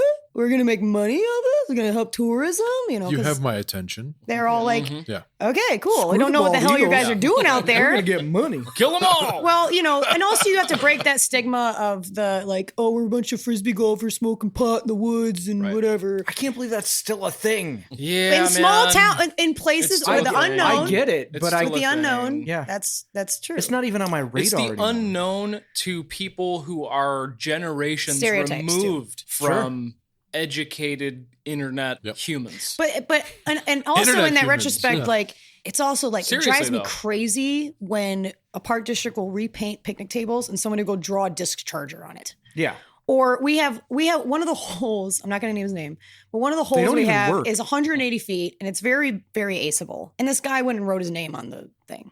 Yeah. And we're like, Sure. cool, good for you, dude. You aced a 180 Shortest hole ever. foot straight shot. Yeah. Right. But please don't tag our brand new nice equipment. Yeah. Right. And, I've kind of created a beef with this kind of disc charger stuff. It's like, yeah, cool, great. We know Wait, the whole... you got beef? You got beef? It sounds like she's got beef. She got beef. I get it. It's a thing people have been doing for a long time, whatever. But you're also defacing public property. You're also defacing park district property. And what you want to do is show the park district that we're respectable and that we're out there to enjoy their parks and we're using our tax dollars to do just that. So when we deface those things, they're like, oh, they're just a bunch of delinquents out here doing whatever. So we are who they think we are when we do dumb shit. dumb shit. Please don't do dumb shit. Right. Also, littering. Michael. Hate you. Yes. I know everybody in this room picks up trash as they go play this course, but I love everybody. It's really hard for me not to like people. But if I see you littering on the course, you're fucking dead to me. Yeah. You're Seriously. just Honestly, It's like, very you are. ignorant, and it happens still. It's an inevitable part of any sport, any culture, any club, whatever. Like, you can't have all great people. Like, shitty people will be attracted to all things. And I think by and large, the engaged members of the disc golf community would never do that. And they would also proactively speak out. Yeah. To, like, if they saw somebody doing it, they'd be like, dude, you're fucking up for all Well, of that's us. kind of It could be that's a rally kind for of anti-littering, and there would still be people who would show and up you asked about pushback. Well, there's no garbage can, man. I don't know Yeah, where exactly you want me that. to put So it. you asked about pushback, Yeah. and I think it was last fall. Somebody went and like picked up a bunch of trash that's nearby the course, and they took a picture of it and they posted it. They're like, "There's so much trash at Lowell Park," and immediately people are like, "Well, it's because the disc golf course." Right. And I'm going, "No, it's not. There It's would have actually been 4 not times as much. because where you come into park is like a very popular spot where people will go get lunch and they'll go and sit in their cars and they'll eat, and there's not a lot of trash cans out there, and they don't care. So what does that get blamed on? Yeah. The disc golf course, the disc golfers. Every time. But yeah, It's like, like, exactly that like ain't Ryan, us. We ain't doing like that. you were saying, Right. if you didn't have disc golfers out there, you would probably have much more trash. Sure. No joke. Well, that was another thing that we talked about too. It's like when you have people in an area that's not usually occupied by people, bad things go on. Yeah, Illegal right. things go on. You can get away with stuff out when there. there's people around, those bad people don't tend to do those things. True. Right. It's very much like a chicken or the egg. If cities and park districts realize that something as simple as a garbage can at every hole, if they realized how much that would help the situation, it would ripple effect into so many other things about Yeah, the because course the immediate argument and the is, property. oh, now we have 18 garbage cans to collect. But that's the bummer of it, is that when you expand city But and also or the park park districts, district's thinking, now we have to have more people go out and empty those trash cans. right. Sure. That's the bummer of it, is Yeah. that they legitimately just think of it as like, oh, well, it ends up just being more work for us. Yeah. And us as people who are pushing a sport are Right. like, yeah, no shit. But like, what do you want me to do? Not continue to push the sport, and then you guys just don't pick up garbage Right. bags? Right. Come on. We have had to do more educating on disc golf and course development than playing or teaching disc golf by far. Right. Another pushback we got was the foliage and the trees, and like we were going to go in and bulldoze everything. It's like, no, we don't go in with a mapped out thing going, okay, let's make this here like a ball golf course would. Right. Golfers. Golfers. And I had to explain to people like, no, we look at the natural, and I'm sure you're going to do this with your new property. You look at the natural layout of the land. You create your lines, what's already there. Right. Yeah, you might trim a little stuff here and there. Yeah, you might drop some dead trees. But the last thing I want to do is like kill anything, Right. let alone a deer. Mow it all over. But Right. that was another thing. Like we're like, oh, you're going to come in and cut all these trees down, and all these bird nests are going to go down. Like, no, we're not doing any of that. Right. It's very relevant to what's happening with our mission right now in Chicago, because Guaranteed, I totally what we're get going where up you're coming against is the Tiger Woods golf course. There's the Tiger Woods foundation. They're trying to put a course in the same place that we're trying to put the disc golf course. Uh-oh. And the park district is behind us like 100% because they know the golf course is going to come in and wipe everything out, Exactly. change everything, and it's not going to be accessible to the community members. It's going to be accessible to a very select group Pay of to people. play. Right. Yeah. And they want Polos only. us to show disc golf is active, like people are doing it. Everybody's It's sport. good for everybody. It's getting people off the couches. It's getting kids and Yep. senior citizens out there. And if they can show the community is behind this, then we're going to be taking land away from what the Tiger Woods golf courses would have. Right. Do you want So me to give that's- Tiger a call? I could chat Are with you him guys about it. still on speaking terms? I think he follows Yeah, me I on mean- Instagram. I mean, after his accident, we had some falling out issues, Yeah. but Sure. Which one? Naturally. got him. Got him. Yeah. Come on, Tiger. But, also to your point, the very first thing that happened before we got permission to put baskets out there, Tommy Ingalls of Hyde Park Disc Golf organized the trash cleanup day. So disc golfers went out there, cleaned up the whole Yep. park, and there's a story in the paper about it. That's the very first thing disc golfers did, was try to make it a nicer place. Guess We don't what? want to change Yeah. anything. Those old Yeah. lady Karens that are bitching about it have never gone out there and No. picked up trash. Almost Not definitely once. not. Not one time. Almost definitely not. No. Not once. Well, they can't because of their hip. Right. Oh, got him. So Dixon Disc Golf has put 2 courses in the ground. You are doing a lot of educational stuff, a lot of event organizing, the things that have a very real impact. Is there anything else that I'm missing about Dixon Disc Golf? Because I want to start getting into the ladies scene, but Right. first I want to do justice to... I'll just add one more thing. Yeah. As far as education goes, we had a Veterans for Vets this past February. We had one the year before at Mississippi. We had 30 people come out and play. This past year, February, we have snow up to your calves. Yes. We played Page for 9, and then they had to go out to Lowell, play the second round. We had 100... How far apart are Page and Lowell? 10 minutes. That's cool. We had 100 people come out from all over, and it ran so well. I'm not taking all the credit for that at all. Like, it was definitely the crew I mentioned earlier and Brent. They had a great time. Like, we had all this great feedback, and it was very encouraging. But the funny thing is that, when people are asking us who don't play, we're like, oh, hey, how'd your little tournament go? It's like, How'd your little tournament How'd your little freshman tournament go? It's like, well, oh yeah, we had 100 people, and every single person we said that to, like, dropped their jaws. They're like, what? Yeah. 100 people? I had 6 of my friends come is what they expect. Yeah. Like, no, we had 100 people come out, and that blows them. Like, to us, that's not a lot of people, obviously. Right. But, like, to people who don't know anything about it, they're like, wait, you had, in the dead of winter, you had people come from with that kind of Milwaukee, condition. Sure. Iowa City, like, all over, come to play an unsanctioned course. And not only that, but so the paper came out and did an article. We raised $2,000 for the Honor Flight program, which sends veterans to the DC Memorial. That's awesome. Love that. Incredible. Obviously, the point of having a Veterans for Vets is to help the vets. But in our community, it was a way of going, hey, we didn't have to raise a lot of money to build this. We didn't destroy any property. Yeah. We're creating something that's anybody can do, like you were saying. Anybody can do. You can come out and play anytime you want. It's free. Anybody can do. All inclusive. I think is the thing that people really in their shoes forget. Right. But guess what? We can also use this as an opportunity to raise money for other things, for other charities. And that was the real big, like, catalyst to people in the town going, okay, I'm in. There's so many more disc golfers who would rather show up to a fundraiser, donate their time, donate their money, clean up the course, do all the things that would elevate disc golf's perception to the public and promote, healthy growth. Then there are those jerk-offs who are drawing disc chargers and littering and what? Alex!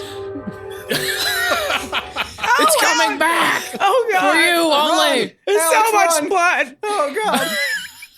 Are you okay?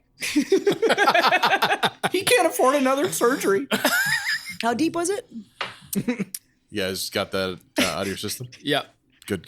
I don't know. I just Until the stared next one. I just stared at Jason the whole time, like, go ahead. It was like bubbling inside of me. Go ahead. But I was like, be cool.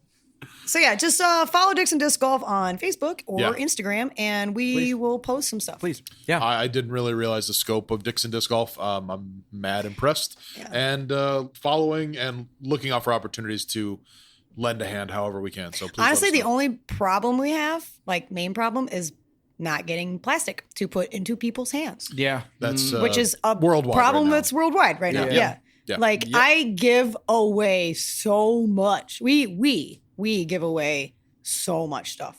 Right. Just yesterday I played a quick 9 run, and I came down, I saw 2 dads playing with their kids, and they had this like girl that was like 8. And I'm like, oh, what you throwing? She was throwing a 14-speed driver. And I'm like, okay, I'm gonna give her this worship and just let her have fun with it. Right. And he's like, you're giving this to her? I'm like, yeah. Well, if I ever got an invite to come out to Dixon, I've invited you a bazillion times. I know a guy that's got some Fix discs your arm. that we Shut could up. give out. Still waiting for that invite, though. Hey, Sean.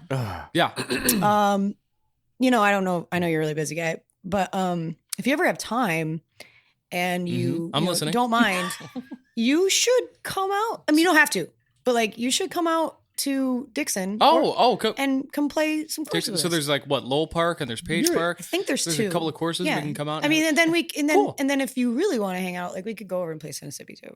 Oh, cool. Yeah. All right. Yeah, let's make it happen. I mean, I've known you for a while, and I'm pretty sure you're a fan of Dixon stuff. So yeah. Come on, put your Dixon. Dixon.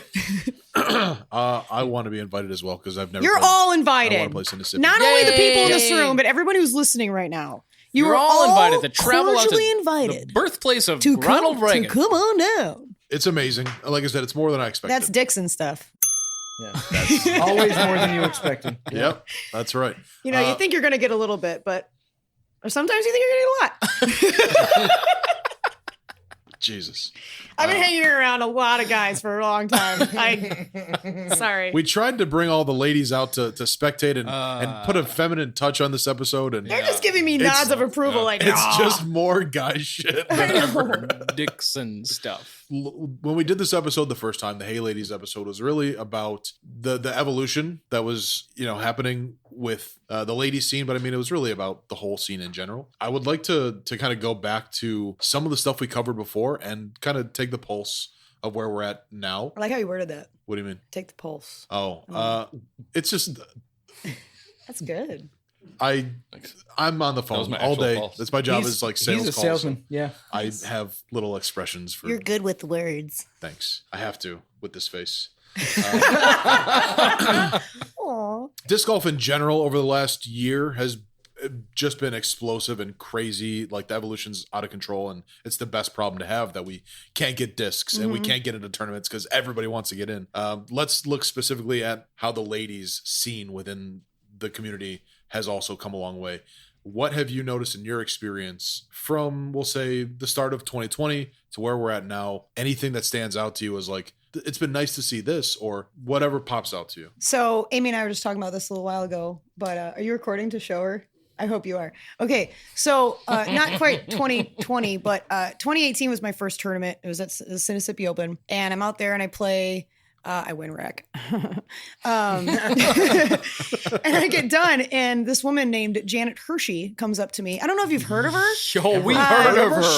She's the mom of this pro player, Gavin Rathbun. I think you've heard of him. Yeah, I think she's like the mom of the whole female. Exactly community. my point. Yeah. Yes. This is foreshadowing. Oh, sorry, everyone did. So Janet comes up to me and goes, "Who are you? I don't know you. Where are you from? What's going on?" Was she that direct? She was so blunt. Oh, she is. That's so great. If you know Janet, you know I'm right. Mm-hmm.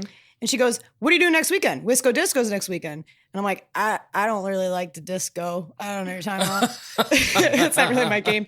And she goes, "No, it's in Wisconsin. It's a women's tournament. You're coming." I go, okay. And anybody who knows Janet, if Janet tells you to do something, you can't say no. You do it. Yeah. Yeah. And I just met this lady, and I'm like, I don't know who you are, but I'm just going to do what you tell me to do.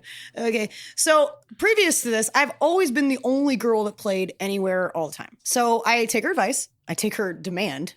And I go to Wisco Disco, and I walk up at Bird's Ruin, just outside Milwaukee. Yeah. Mm-hmm. And I see 80 women playing. And it blew it was like a culture shock to the vagina. Yes. Truly. There we go. I was like, this is a ladies what episode. the hell? Yeah, I'm listening. Thanks. I had some vagina, and you're like, "What? I was eating this cookie. Now I'm listening."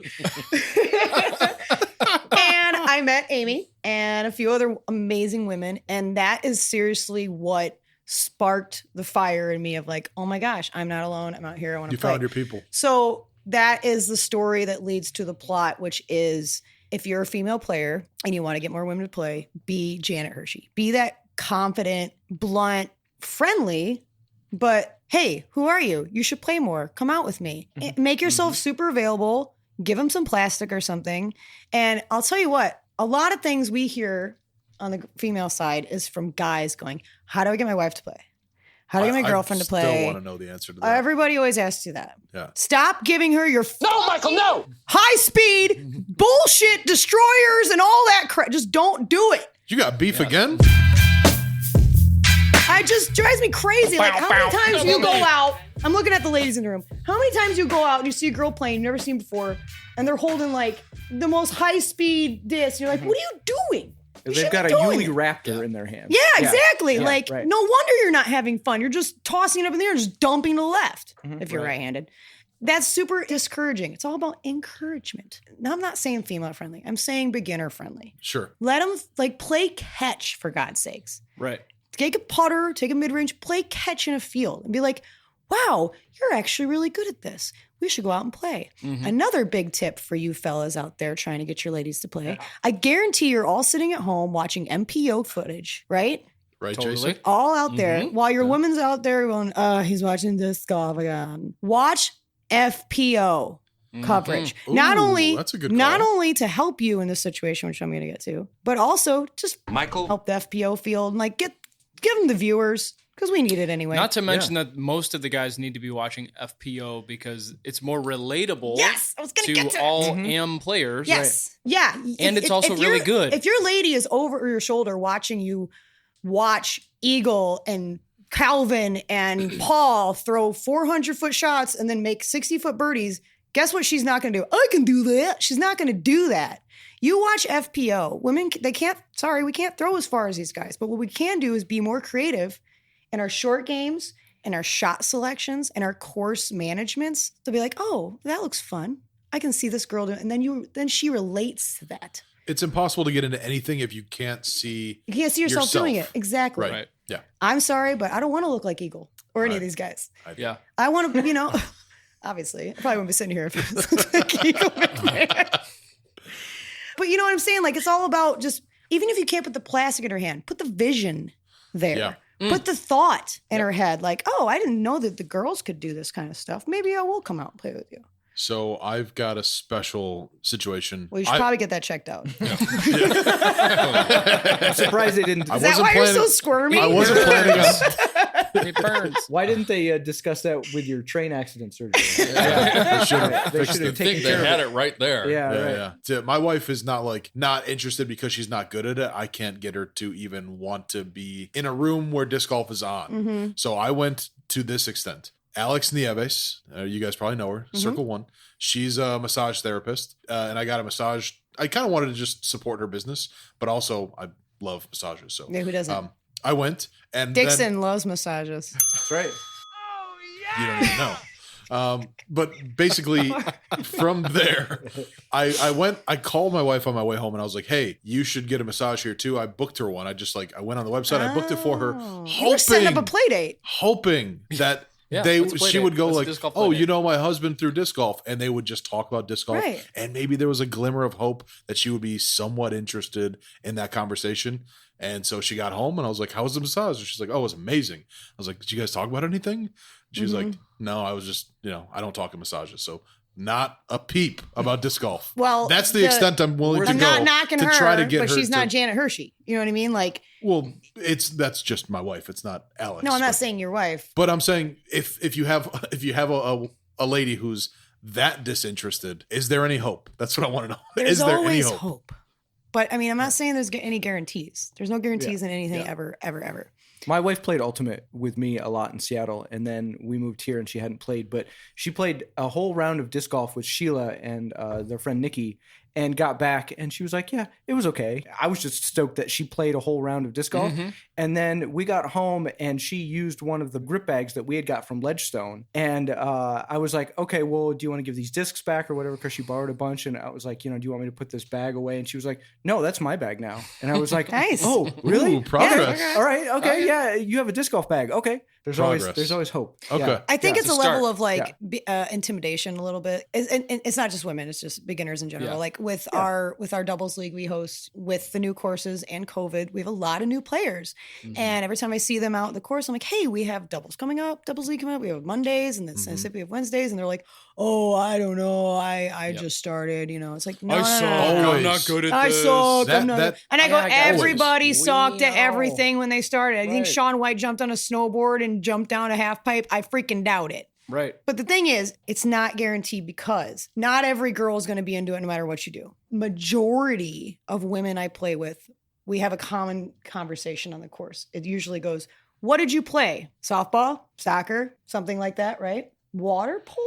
Water polo. How do the Okay, horses never swim? had that one, Yeah. Amy. Oh my gosh. Yeah. I grew up playing I have an older brother, Colin, and he was always good at sports. And I was always like, I can do that. I can do that. I can do that. So I've always been crazy competitive. And I'm the type of person that if I'm going to do something, if I keep doing it, I expect to get better at it. Not everybody's like that. Right. When I try to teach or instruct or give tips to new players, a lot of times, like one of the guys in our crew will bring like this new girl he's banging or something coming by. And I'm like, cool. Now I got to teach this girl how to play disc golf. That's fine. Great. I love doing this. And I'll be like, what'd you play? Sometimes it's softball. If it's softball, cool. I'm going to show you how to forehand because you know how to swing a bat. Yeah. Play tennis? Cool. Even better. You know what I mean? Like, find the relatable sport. Sure. Almost, and like when I talk to girls I'm trying to get into play, like girls I grew up with, I'm like, hey, remember all those years we played sports? And then maybe we played in college, and then we came home and maybe played bullshit beer league softball. And then we just stopped. We just have to stop being competitive. Like, you don't have to. Right. You don't have to. There's a new way. Like, totally. We can still, like, that was the thing for me. Like, I played sports my whole life and then played that tournament, and I was like, oh my God, I can be competitive again. And I don't have to play beer league softball and yell at the big brute guy who's swinging at 3-1 count. We're trying to get on base, dude. Yeah. I don't have to do that. We just want to be here. I don't have to do that in disc golf. And I love that. I don't have to blame anybody. I don't have to, like, it's just me out there. Everybody's always constantly comparing themselves to everybody all the time. And with the girls, you know, they see all these guys playing, and they crush. And you're like, well, I'm never going to be able to do that. Like, I can't do that either.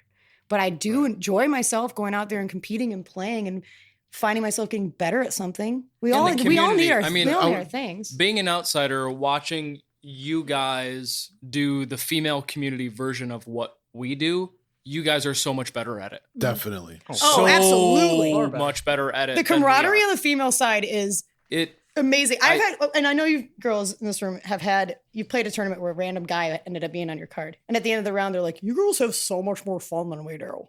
It's like, yeah, we do. And it's that camaraderie I've said a million times, like instant friends just at disc golf. I moved from Chicago with my clique of girls to Dixon, not having a lot of girlfriends. And then I start playing these tournaments. And now I have this immaculately huge group of amazing women who, I mean, we won't see each other for the whole winter and stuff like that. Second week, like, what's up, bitch? You know, it's just, it's amazing. It really is. You know what I mean? Like, even, okay, I'll give Erin Havok here for an example. Erin just started last year. She smoked the competition, working her way up. Like no one's ever seen I watched before. her, man. I was like, all right, she's coming. She's coming. She doesn't know how to not finish first place. Yeah, she doesn't know how to lose. Yeah. I did beat her once, though.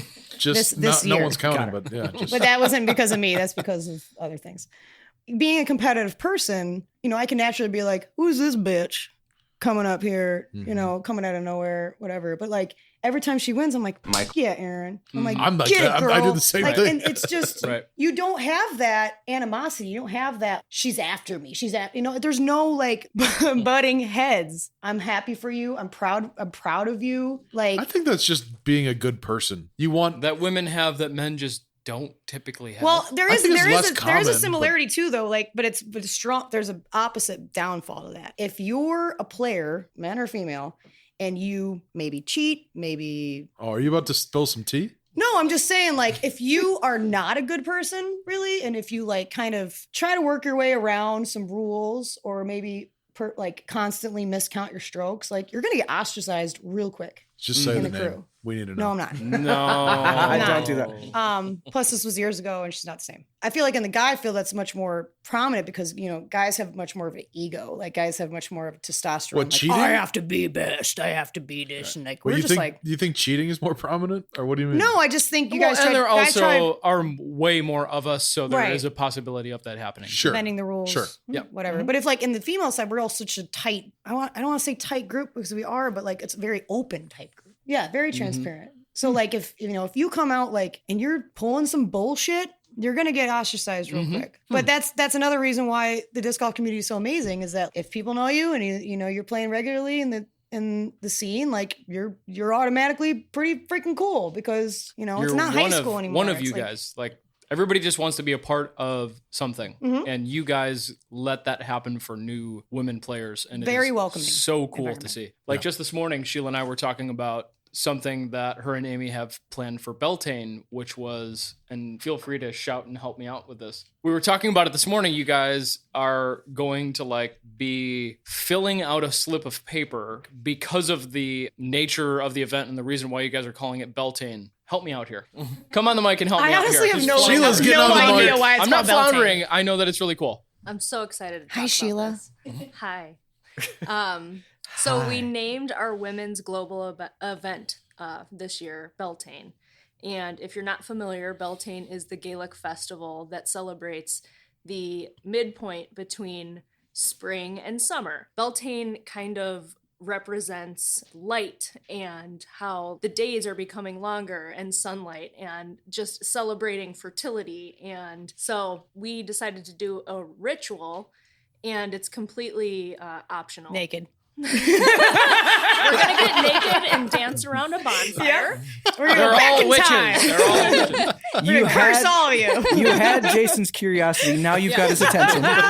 He's going to be working that. I didn't know any of this. This is great. Yeah, I'm you will. stoked. If you're playing, you will get this in your email. You can use the ritual to either manifest something or let go of something. So you can sit with an intention and think, is there something that you would like to manifest in your life, or something that you'd like to let go of, that you're done with? Mm-hmm. Like, this is not me, you know, it's just improving on yourself. So you just write that intention down, and we are going to have a fire going during the tournament. And you don't have to tell us what you're doing. You can just walk up to the fire and burn your slip of paper. Just kind of watch it burn. You realize that if this was happening like 200 years ago, we'd all be burned at the stake. Absolutely. Which is why I love doing it. Because That's great. Michael. the patriarchy. Yeah! Who ran the world? Girls. All right, there's the promo. There's the promo for this episode. Yeah. Oh, yeah. That's awesome. I didn't know that. That is that. And Yeah. I'm like all That about is that. the That's coolest disc golf thing. great. See, I've when ever when guys come up like, okay, guys, we're all gonna come up. we're gonna do this write our thing." intentions down. Dude, You let me should. let me put it this It would way. never happen. We It would tried. never I happen. tried to do a thing somewhat along those lines during quarantine. I was like, everybody misses playing, and everybody like, let's do a thing just to feel good. I wanted everybody to send me like a 30-second to 1-minute video talking about what they missed about getting together and playing, or what they've been doing to keep sane during all this. And I thought, I'll put together this cool video. Everybody will feel good. It'll be like, hey, we can't get out and play, but you know what? We still have a community. I posted about it for weeks. I DM'd people. 3 videos I got out of all the hundreds of people yeah. I reached out to. And dudes are just Because like, men don't allow "Gay?" themselves to be No, vulnerable. like, nobody wants to It's do not that. cool. Right. Yeah. Yeah. And I know It you was guys are a big heartbreak. advocate of like men's mental health, and I really love that you guys talk about this quite a lot. And I've been recently talking about this too. I know this doesn't have much to do with disc golf, but I do think it's very important. You know, we've all grown up in the society of like, you know, rub some dirt on it and grow some balls and man up and Don't be a pussy. Men are the number, you know, they're more suicidal than women by far. I don't know statistics offhand, but if we can stop perpetuating this, like, men have to be manly, men have to be these solid Greek gods of people, then open up discussions to guys actually talking about stuff. Like, I can speak for a lot of women when I say vulnerability is sexy as Michael Scott. it is. Michael. It really is. It's like, oh my gosh, you're not. We all like, you know, manly guys, whatever. But like, the more we create this, beat my chest. No, we As all don't. friends, Take me I out. don't know. But I'm just saying, like, the more we stop perpetuating this, like, all right, dude, man up, man, you know, grow a pair, all that kind of shit that's constantly been said forever and ever and ever, then maybe they wouldn't be, you know, guys wouldn't be so pressured all the time to be this certain person. And maybe you can actually talk about your shit, and maybe you can actually open up about your shit and not feel like you got to bury it down, where you bury it so much that you take a gun and go shoot up a FedEx. You know what I mean? Like, I think Amen. we could do the same thing that you guys are doing with the Beltane and write our feelings down and do that. But we have to just present it differently. absolutely. We just have to say, okay, guys, there's going to be this big ass fire. Right. And then all the guys are like, oh, cool. Okay. Right. Cool, I'm Fire. going to jump over it. Check. Watch how Right. manly I am. Okay. And then, like, we just got to start with the fire end of it and then Right. work our way backwards. And then Correct. maybe we could do that. Correct. Yeah. But I'm just saying, it takes guys like you know, guys who are in leadership roles to kind of start that conversation, to have that, like, hey, man, no, it's cool. It's cool, man. You can talk about it. Like, I'm not gonna make fun of you. I'm not gonna call you a pussy. In most of my social circles, I think most of the kind of people I end up gravitating to and having good friendships with are people who have a certain amount of vulnerability and can just like be real about, like, you can talk about what is going on in your life. Right. You can Just express genuine yourself. be willing to grow as a human being. Like, and that I also have some social circles where that is absolutely not part of Right. it. In those social circles, I see the weakest mental health, basically. Like, you can see that dude's got some issues that he just cannot work through or doesn't know how to, everybody kind of enables it. You know, Right. everybody, this is the little culture in this group, and anybody who tries to talk about it otherwise gets smashed down. And like, I'll just say it, like those social circles I'm attached to, you can see there's like stagnant growth Right. in the, you know, in those humans. Yeah. And just like with disc golf, we're talking about encouragement. Like Mhm. it takes a Jana Hershey or whomever to be like, hey, let's do it. Let's talk about it. You know what I Mhm. mean? Like, and a lot of people don't have that. Yeah. And so they don't know where to go. They don't know who to talk to. They're like, oh, I'm in therapy. Oh, pussy. Like, you know, Yep. we should all Yeah. be able to have open conversations about everything all the time. I think it's changing. I think it is too. It's- And I feel very optimistic about that kind of stuff. whenever I bump into a dude who's still very like openly like, oh, don't be a pussy, or Mhm. you know, that I don't know, that dude, I don't know how to describe him, but like We I all look know at- what he looks like. Yeah, I just kind of look at I'm that We picturing dude. all somebody in know my that head he's right wearing now. K-Swiss shoes. We all know. Really? What? Okay, Chad. K Swiss? Yeah, I can see it. I don't know. I look at that dude like, oh shit, you're like super behind the times. Like you'll get there. Don't worry. You like K-Swiss shoes. I mean, it's kind of alluding That's what I'm saying. to. He's still wearing K-Swiss shoes. I like- got you. Okay, I'm with you. You know now. what I'm saying I now? got you. Okay, Yeah. got you. It's kind of segueing into like we're talking about growing the female side. We're talking about how to get more women involved. I haven't personally had any issues with these guys on the course. Being, Should we just call them Chads? I don't Fair like. name. I don't call them At women least half. Karens either. But like, actually, you know what I call them? I have a term for them. Please. Chody Brogans. Chody Ooh. Brogans. Okay. They're chodes. They're bros. And I taught a kid in Chicago who was a total Chody Brogan. His name was Brogan, so I just threw that in. Shody Brogan. Chody Brogan. Done. Is that kid gonna hear this one day? No, he's like 13. I give a shit. He sucks. You suck, Brogan. I hope your parents listen to this. You suck. I hope it makes Never his talk kid- about your feelings. I hope you never played disc golf. It's great. No, what I mean, just like having those, you know, and the same thing with the female side. Like, girls are going to grow. The female side's going to grow with less Chody Brogans out there. For sure. Yeah. Yeah. It We all grow. ties We all together. grow in those dudes. I can kind of recognize when a guy is, oh, your girl plays disc golf. Want to play together? Or like, hey, you play disc golf. That's cool. You know what I mean? Like, it's just, you can just tell. I don't know. Well, you're basically talking about people who see humans versus that's a guy and that's a girl Intentions, and treats you a certain way because vibes, of it. auras, whatever you want to call them. Yeah, I know what you mean. Lauren, what color am I? What color is my aura? You should probably, you're all clairvoyant and shit. It's definitely maroon, right? I love maroon. Burgundy. Okay, so we've talked. I love that you're on board with the men's mental health. I don't think we ever really set out to make No, that but part I of the know show, you but it chimed just in on comes it, up. and I really like Yeah. I'm glad that we're all on the same page about it. That's great. Thank you for acknowledging that. I think it's gonna keep coming up. It's just a part of the fabric of the show at this point. But I really want to get to you as a really competitive player. Like, I think you're more competitive than a lot of the other players in general that I've met. I keep looking at your hat, Westside Discs. Were you like looking to get sponsored? Did they approach you? What's the story? there? The reason I was attracted to DD in the first place was I kind of noticed that they were doing more than just like selling discs. They were putting out tons of content, videos, beginner stuff, how to fix your form, physics of flight, building courses, basically creating a community rather than just a business. And I think that really that's what attracted me to them. When Eric came out, I liked Eric. I like Eric. Hi, Eric. You like him? No, I saw him last week and I didn't get to see Denise, He's but a boy. Gross. ew. No, Eric's great. I just attracted to that team. I like all the trilogy plastics. I've thrown a bunch of stuff. I'm not knocking anybody at all.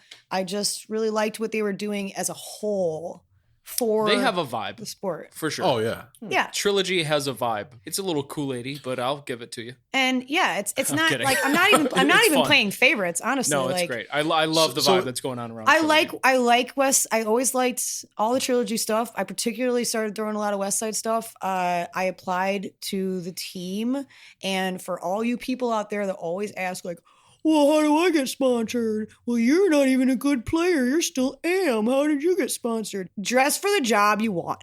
You know, Right. like, Damn. what's Real your talk. resume say? Real Yeah. talk. Yeah. It's not. They don't give a shit about You could be your in a- round ratings or Yeah. how many tournaments you play or how many tournaments you won or what clubs you're in. Like, what are you doing for the brand. It's a job. Like my job on West Side isn't to go out and win It's tournaments. to be an ambassador for the sport and the It's brand. to go, hey, here's some plastic. I'm going to give it to you. Hey, I'm going to encourage you to play. Hey, I'm going to build courses to make more people come out and play. That's what got me sponsored. That and J. Ray going to bat for me and like being like, yeah, she's cool. You should probably sponsor her. Sure. But I mean, yeah, that's... But I am the lowest rated player on the West Side team. Wow, okay. I did not know I have that. no problem admitting that because I doesn't have matter. because I have the track record. It's irrelevant at the same time. It's totally irrelevant. The Yeah. brand is going to throw their support behind you, and they want their brand affiliated with people like you, Yeah. not because you could be an asshole and play really well. Yeah. Does some brand really want to be affiliated with some jerk? And then another thing, the big thing is with the social media. What is your social persona on social media? Yeah. Like, are you getting wasted every weekend? Are you posting pictures of you doing dabs? Are you Michael that in your videos? Like, they want you to be, I mean, ambassador, obviously, but like a mentor. I just realized we're never going to get any serious sponsors because we talk too much about buttholes. And It's because of me. It is because of Jason. No, but there's I'm dead a pretty well-known few players that play in all of our tournaments, and they are not sponsored. And I've heard both of them say, well, I'm waiting for them to come to me. That's It's dumb. like that. You're not going to be sponsor material ever because you are showing, first of all, that you're not an ambassador to the sport. And second of all, if you want that sponsorship, you're going to have to come to them. Yeah. Discraft isn't looking for you. No. Right. Like, show them They're what you're busy, made of. guys. Show them all the things. They're Nobody's busy. going to come to you and just hand you a check and say, you're the one. That's not how it Right. We've been Imagine watching it like- you for 2 years. Yeah. I get that asked all the time. Like, how do and I get it like this? Like the crossed arms. Like, how did you get sponsored? Shut up, Chody like- Brogan. Chody Brogan, Shody get out of here. Brogan. Some of the people that I am impressed with the most within the disc golf community are probably not the best players. Yeah, And it doesn't matter. it doesn't matter. Totally irrelevant. Yep. Totally irrelevant. The unicorns are the people who are really great and they're welcoming and supportive and a good ambassador for the sport. Dan Schlitter comes to mind. Oh, There's plenty of I other love people, Dan. but Dan, you know, the man, that's man. a unicorn. All I want to see is you being a good ambassador for the I'll sport. give you a perfect example You with have Dan. your stuff together. You're posting things that that lift other people up. You know, you have a reputation of caring and having a dedication to the community. How you play, if you're good, that's cool. But The first time it's I not met the Dan most important. Schlitter, I wish I could remember the name of it. I was thinking it was Northern Illinois Open or something like that. First of all, he's giant, and you're like, oh gosh. But but I was like, hey, what's up? I'm Nora, and I know you throw discraft, and I used to throw this SS Surge that I threw into the lake at Mokina, and I like loved it so much. I just really can't. Were you find flirting one. with Dan Schlitter? No, this is just how I talk when I'm really nervous. Oh. I do like a dumb valley girl. And I'm like, I threw this SS Surge into the lake and I really, really loved it. And he like stopped what he was doing. No. Ran to his car. I can't remember what disc he gave me, but he like just stopped what he was doing, ran to his car and got me a new disc. He's like, here you go. Dude. And I'm like, dude, you're. That's He a could have been Schlitter like, move. oh, that Yeah. sucks anyway. Like, It's no, my but he favorite went out and thing did about it. Dan is that Good when you Schlitter. talk to him, Good he Schlitter. really sees you. He's totally present with you. He makes sure you feel like you Absolutely. matter. And that is more than I could say about 99% of people I know. Mm-hmm. Very quick point, and then we're going to move on. Okay. You went to NIU? Yes. So did I. Go Huskies. Go Huskies. Is that a thing? I Wanna do didn't even know that. I don't know if that's a thing. Oh, that's cute. Oh, it's too bad you couldn't see that. Well, if we That's were adorable. we were Huskies, we should smell each other's butts, but we're not going to do that. Right, just turn around. Where would the butt be? Like the elbow? Or? elbow, yeah. I went to NIU. I got Smell- recruited to play soccer at NIU. Smells Whoa, that's huge. And I didn't have the grades, and I was going to so I couldn't get passed by the NCAA, and I ended up getting redshirted. And I was like, well, I can't afford to do this and go on the road and whatever. So I ended up dropping out. But I played When club were you there? soccer. I'm gonna throw my age out there. 2001 to 2006. Damn, you left right as I got there. That's you what heard I was everybody coming, says. huh? Yeah, Just left. Did you play at the course out there? Annie Glidden, whatever it was called? it's Prairie Park. Prairie Park. Yes. I'm special. And Dan Schlitter is also a Husky. I didn't know that either. Yeah, Damn. yeah. So Joe? that's awesome. I played. Joey? So just the Oh, context shit. of Our the brother, frawl Joe. thing. Nice. The context of the frawl thing, I used to go out and play Prairie Park with like no shoes on or some Birkenstocks. Yeah, no, that's totally appropriate. And like Frothing. a disc. Yeah, I Yeah. just froth out there. yeah, with a grocery bag, or in Amy's case, you had a big Purse, hippie bag. satchel, Yeah. hippie Sack. satchel. I called it a grocery bag, and she's like, "That was my purse." Yeah, I went to NIU. And then you not said, as educational time. "Wait, you used a grocery bag as your purse?" And she was like, "No, Yeah. it wasn't a grocery bag. You idiot! You idiot!" So before we wrap up the meat and potatoes, there's a big part of your identity that I'm just now finding out about. Okay, so hi, I'm Nora Kate Paints. Look it up on Instagram. Oh, Wait, and you're not going to introduce yourself, you lunatic. Hold on. You are a mural. Well, you're an artist, and like you are known. You have a reputation for painting murals. I'm much more big in the mural world than I am in the disc golf world. Oh wow. Yeah. Okay. I had no. Did you guys know this? Mm-hmm. Thanks for bringing it up, guys. Do your Just homework. how did you get into that? My dad was a house painter, and I worked with him every summer since I was like 13, 14, learned the ins and outs of paints, applications. I mean, I know how to hang wallpaper. I know how to do it all. I was very comfortable in ladders even since I was a little kid. And That was you? yeah, that's my octopus mural. That's Get mod. the hell out of here. Wait, you seen that one? Where did I see that? I think That's I saw it on at Reddit. room 1520 on Ashland and I think I some saw that on Reddit. Obscured other road, but That's so gonna. We'll put that in the album. I can do this real Amazing. quick. Did my first murals at Cheesy's Pub and Grub on Belmont Avenue, Belmont and Sheffield. That was 2010. Does Cheesy still exist? Oh yeah, there's multiples. God, I love Cheesy's. Yes, Cheesy's is a Chris Johnston. If you're listening to this, you owe me. It's a grilled cheese. It's gourmet a grilled gourmet cheese grilled yeah. cheese place, And it's open that till like has 4 a.m. Every kind of grilled cheese. Yeah, it's amazing. Count me in. So he was a buddy of mine. I knew just through still the. open? I've been working in the bar industry for my whole adult life, really. And he knew I was, kind of an artist, and he was like, "Hey, I'm gonna open this grilled cheese place. We come paint there." And I did that. Long story short, one led to another, led to another, led to another, led to another. I have over 300 murals in Chicago. I won a major art competition that sent me to Oktoberfest in Munich, Germany. What? I have done work You're like glazing over some amazing things here. Like I said, one thing led to another. So basically my whole 10 years in Chicago was a lot of Cubs were in town, bartend at Murphy's, Cubs were out of town, paint a mural. That was like my life for pretty much 10 years. I've done work, like some of my major clients were Goose Island, Lagunitas, like the breweries were paying me to paint stuff in bars. That was like my main job for the longest time. Do you still do this? Yes. Not so much anymore because I don't live in Chicago and the market's just not there. But in this area, some of my favorite work is what I call my South Side Gallery. It's at Deja Brew on 95th Street in Oak Lawn. There is several large brewery murals. And then if you round the corner, there's a whole hops things around the thing. Speechless right now. Oh, thanks, Amy. Amy's like, you're the best secretary ever. Amy keeps showing me some of her murals. I'm like completely blown away. Yeah, so I've been very blessed. Like I said, one thing led to another. I've made really good money doing that. Where funded a lot is of your things. disc golf mural? Does that exist? It should exist soon at the new Delawood Disc Golf Store in Lockport, Illinois. Please do that. I started mocking it up. I promise you. On my way down to DDO, I have been bugging her about this. Oh, good. We will connect. Because we've talked about it. Oh, it's We a will thing. connect. Good. Yeah. That's all I need to hear. Okay. I would love to do that. Yeah. Awesome. So if anybody has mural needs, we know somebody. I can't promise anything. I always have about 8 or 9 projects at one tournament time, but it's a good thing. You're in demand. Yeah. Mm-hmm. I can't wait for listeners to see the pictures that I just saw.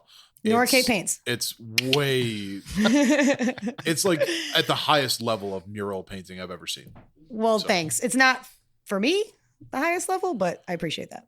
Cool. I feel like we've rounded out. There's so much about you. Like we could probably do this for another hour or two. Same time tomorrow. I'm just kidding. Sure. But yeah, that's a good introduction to Nora Balayti and where we're at. I want to add one last thing. Yeah, please. I don't have any beef with your daughter, and I don't appreciate men pinning females up against each other for no freaking reason at all. If anything, Nora's going to grow up and we're going to be like, cool, let's be best friends. Let's go after all the Noras that have H's in their names. So just. Ooh, that's a good point. And I did bring a peace offering. Just for the record, Okay. Yes, we she didn't did. start this. This comes from Nora. Nora is the one who has beef with you. Well, she's nice. Yeah. She's She's a 5, child. and every time I've had That's her, only because she hasn't met me. If she met me, Yeah. she'd love me. every time I've had her do it, she's always been like, Do we have to do this? Oh, it's almost like you raised her. Yeah, almost. Yeah, that's exactly right. So, I only know Noras that are like way itty bitty or like grandmas. And you're willing to fight all of them. No. that's funny I'm not a because fighter, I'm a lover. she is named after my great grandmother, Yeah. Nora. So there you go, itty bitty and grandmothers. Yeah.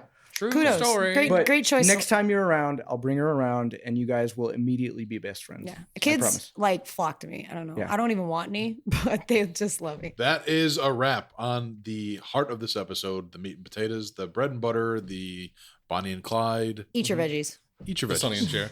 Yeah. The Sonny and Cher. And it is time to get into the mailbag. Mail time. Mail time. Mail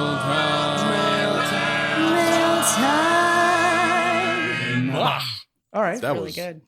Better than most. You needed that like soprano in there. Yes. Yep. Good. Booyah. Jason. Oh, I can Take sing us too. Yeah. Into I'm a bag of tricks. I tell you what. we need a term like we have the Callahalander, we need a Calla mailbag ender. We need a thing. I was really looking forward to going the trivia portion of the night. Oh, it's coming. That's next. Okay. That's next. Like you come in the shop. It's coming. Don't you worry. I prec him there. I prec him there. We're not there yet. Damn it. You've pre-cummed it. Yeah. This is what happens when you bring a fan on the show. This is what happens. Sorry. So I'm going to keep it short and sweet. I picked the best question. We're just going to do just one on this mailbag sesh. Jim Clem has a question for Nora. You kind of mentioned this earlier, but I think it's worth going into detail. If you could make men stop doing one thing as a specific way to relate to female players, what would it be? Unsolicited advice. I mean, if she's like, hey, do you have any ideas for how I can help my form? Then go for it. Help her out. Start subtly. But like, don't go up to girls and be like, you know what you're doing wrong? Like, no one wants to hear that. And a lot of girls are out, you know, the thing is like, the girls in this room, we compete for the most part. But a lot of girls just go out there because they want to have fun, just hang out with their girlfriends or whomever. So just shut up. Also, if you have something you want to say to a woman on the field, on the course, that you don't know, or even if you know her, ask yourself this question first. Would I say this to a dude? If the answer is no, don't say it. Because all we want to do is be treated equally. We don't want special attention. We don't want special anything. We just want to be treated normally like everybody else, right? It's not really one thing to stop doing, but it's just, you know, just be a human. Treat you like you're a person. Mm-hmm. Be better humans. We're not pieces of meat. So I actually have a buddy that did a song. He did like a spoken word song that was called Human Up, which was like a play on stop saying man up and just tell people to human up. I like that. And I was like, I wish everybody heard this thing. It's pretty cool. Maybe I'll share I'm so it. tempted to burp into the microphone. Wow. Right when I'm trying to have a beautiful sorry. moment. It's right down on my heart. If it would have come out the other way. That's why I always say, it's better at the top than the bottom. Agreed. Hey, ladies. I do have a question. It's not a mailbag, but I'm going to make it a mailbag question. Ryan Fancher has a question. Ryan. Thank you. Yeah. What happened with the deer? Briefly. Okay. I was playing at Lowell Park and there was a bunch of young does out eating by the basket. And I went up there and I shooed them away. And then they came right back. And I thought to myself, I'm probably not going to hit them. And Famous last words. Yes, my fiance Brent took a video, and in the beginning of the video, it's on Dixon Disc Golf. You can go see it on Facebook. I say, I'll never hear the end of it if I kill a deer with my disc, unquote. I throw the disc, and you just kind of have to see it. It's a wait for it. It's a wait for it video because you don't see the deer at all until it jumps 6 feet in the air. Did it go like just about viral? It did go viral. Okay, It was last I checked, it was 3.7 million views. What? Now, here's the really funny thing about this, and I think this is asinine. Tons and tons of comments. It got shared a lot in India for some reason. I don't know why. Indians hate deer. No, they like are like they're they. I A lot of love it was like white you girls. bitch hurting animals. You bitch hurting animals. Like you're out there hurting. Like I would never purposely hurt Yeah, anything how could you ever. do that on purpose? Right. I would. Right. By the way, that's awesome. It got shared more in the hunting community than it did in the disc golf community. Sure, of course. Anyway, I noticed a few times people were commenting like, is this Solomon Khan's girlfriend? Is this Solomon Khan's wife? Is this Solomon Khan's sister? I'm Who's like, who that? is Solomon? Exactly. Who the hell is Solomon Khan? So I Googled. You guys don't know who Solomon Khan is? Shut up. You don't know. That's who he is. embarrassing. Go ahead. So I Google him. I Google this guy because they kept referencing this dude and me in this video. And he's a Bollywood star who did 5 years in prison for killing an endangered deer. Oh, I get it. And it just made me laugh. Like, people in India are throwing a fit about little old me. I didn't hurt. By the way, if you watch the video, the deer goes right back to eating. I didn't hurt it. It's totally fine. We had a conversation. I bought it a beer. Was that It all good. disappointing that you... I bought a beer for a deer. It went on when COVID hit. Jomez was doing Showmez, and it got on there. And I was just talking to them at DDO last week, and I was like, "Hey, remember the deer video? That was me." Huh. I saw it before I knew who had done it, and then when I realized it was you, it was Yeah, even people funnier. were calling me the deer hunter. I'm like, please don't do that. That's not the connotation hunt. you want. Yeah. I fish. I love to fish, but no. Yeah. The first time I ever went to a real golf course, or I'm sorry, not real golf, scratch that, a golf course. There you go. The first time I actually connected with the ball, it was low to the ground and sliced right toward the water and smashed a baby duckling in the face and killed it. You son of a bitch. Oh my God. Yeah. Wow. There's Is a it- picture of it. was it I'm wet not at gonna put season? I'm not going to put it in the album because it's graphic, but it was horrifying. So, hey, Wow, thanks you so much for sharing Yeah, that. we have something in common. That was terrifying. All right, let's get to the trivia portion of the night. Yeah.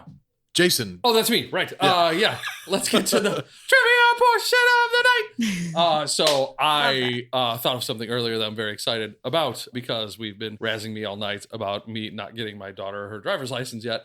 I thought, what if we discussed our first cars? So that's what we're going to do. Cool. Is we're going to put it on Facebook. There's going to be a post that will have our first 4 cars listed. And then the answers will be, they have to match up the person with the vehicle. And whoever gets it right, you're going to get... Listeners, this will get figured out. There's a finite number of guesses that can be made. So your challenge here is to be the first one. So when you see that post go up, you want to be the first one to get your guesses in. First one to get your guesses in. And if you get it right, you will get a free version of Perfect Putt 360. Chris the Gone, that's my boy. Perfect Putt 360 is a putting practice app designed to mimic tournament type pressure and a game that makes putting practice fun. Download Perfect Putt 360 today on the App Store and Google Play. Wait for it. Hashtag Every putt counts. Also sponsored by Westside. Chris the Gone and I, who got to meet face to face last week at DDO. By the way, did I mention I was at DDO this week? The two of us are both on Team Westside, Team Flat Tile, and Team Freedom Flight. Damn. All 3 of us. That's something. I got Nice. to meet him first. And he was in Chicago this past week. And I was like, dude, go here, go here, go here, go here. Shit. And we are getting the light flashed at us from the owner of this establishment. So we're going to wrap it up with the pinned it moment of the episode. Ryan, go No, ahead. I was going to say the pendant moment for me was denoting all the jerks as Chody Brogans. Yeah. Oh, Chody Brogan's a good moment. Chody Brogan's. Chody Brogan's. I'll never not use that now. That's Yes, great. that. You can have it. Ooh, It's my gift to you. other pinned it Chody moment Brogan's. was when Amy Laskowski got back on the mic, making a triumphant return 1 year later. Yeah, good. That was a special moment. Yes, Big- sir. Pinned it. Thank you, discgolfpins.com. Nina, we appreciate everything you've done for the show. We're actually we have a new batch of pins in the works. Jason has started to he's got a little campaign. He's going to be putting out some interesting pins. You guys keep an eye out for those. The last one sold out pretty quick, so Yes, when the new ones come in, keep an eye out for that. Come on, Nina. Come on, Nina. Thank you, discgolfpins.com. And that is a wrap on episode 6, Hey Ladies, part 2, Dixon stuff, and the other Nora. Thanks for listening. So we'll catch you much. next time. Until then, keep it tight. See ya. So long. 11. Well, of course it is. I mean, why wouldn't it be? I'm going to go out with a Paula Abdul goodbye. Do you know what that is? No. Please. Bye. Ooh, damn, that's dope. Love it. Do you love me? That's a good one. That's a goodie.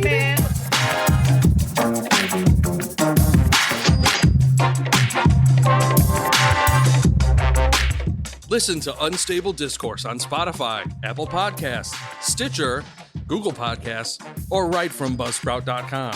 And if you have the time, leave us a rating and review. It helps the podcast get to more listeners. Unstable This course is a top secret studios production.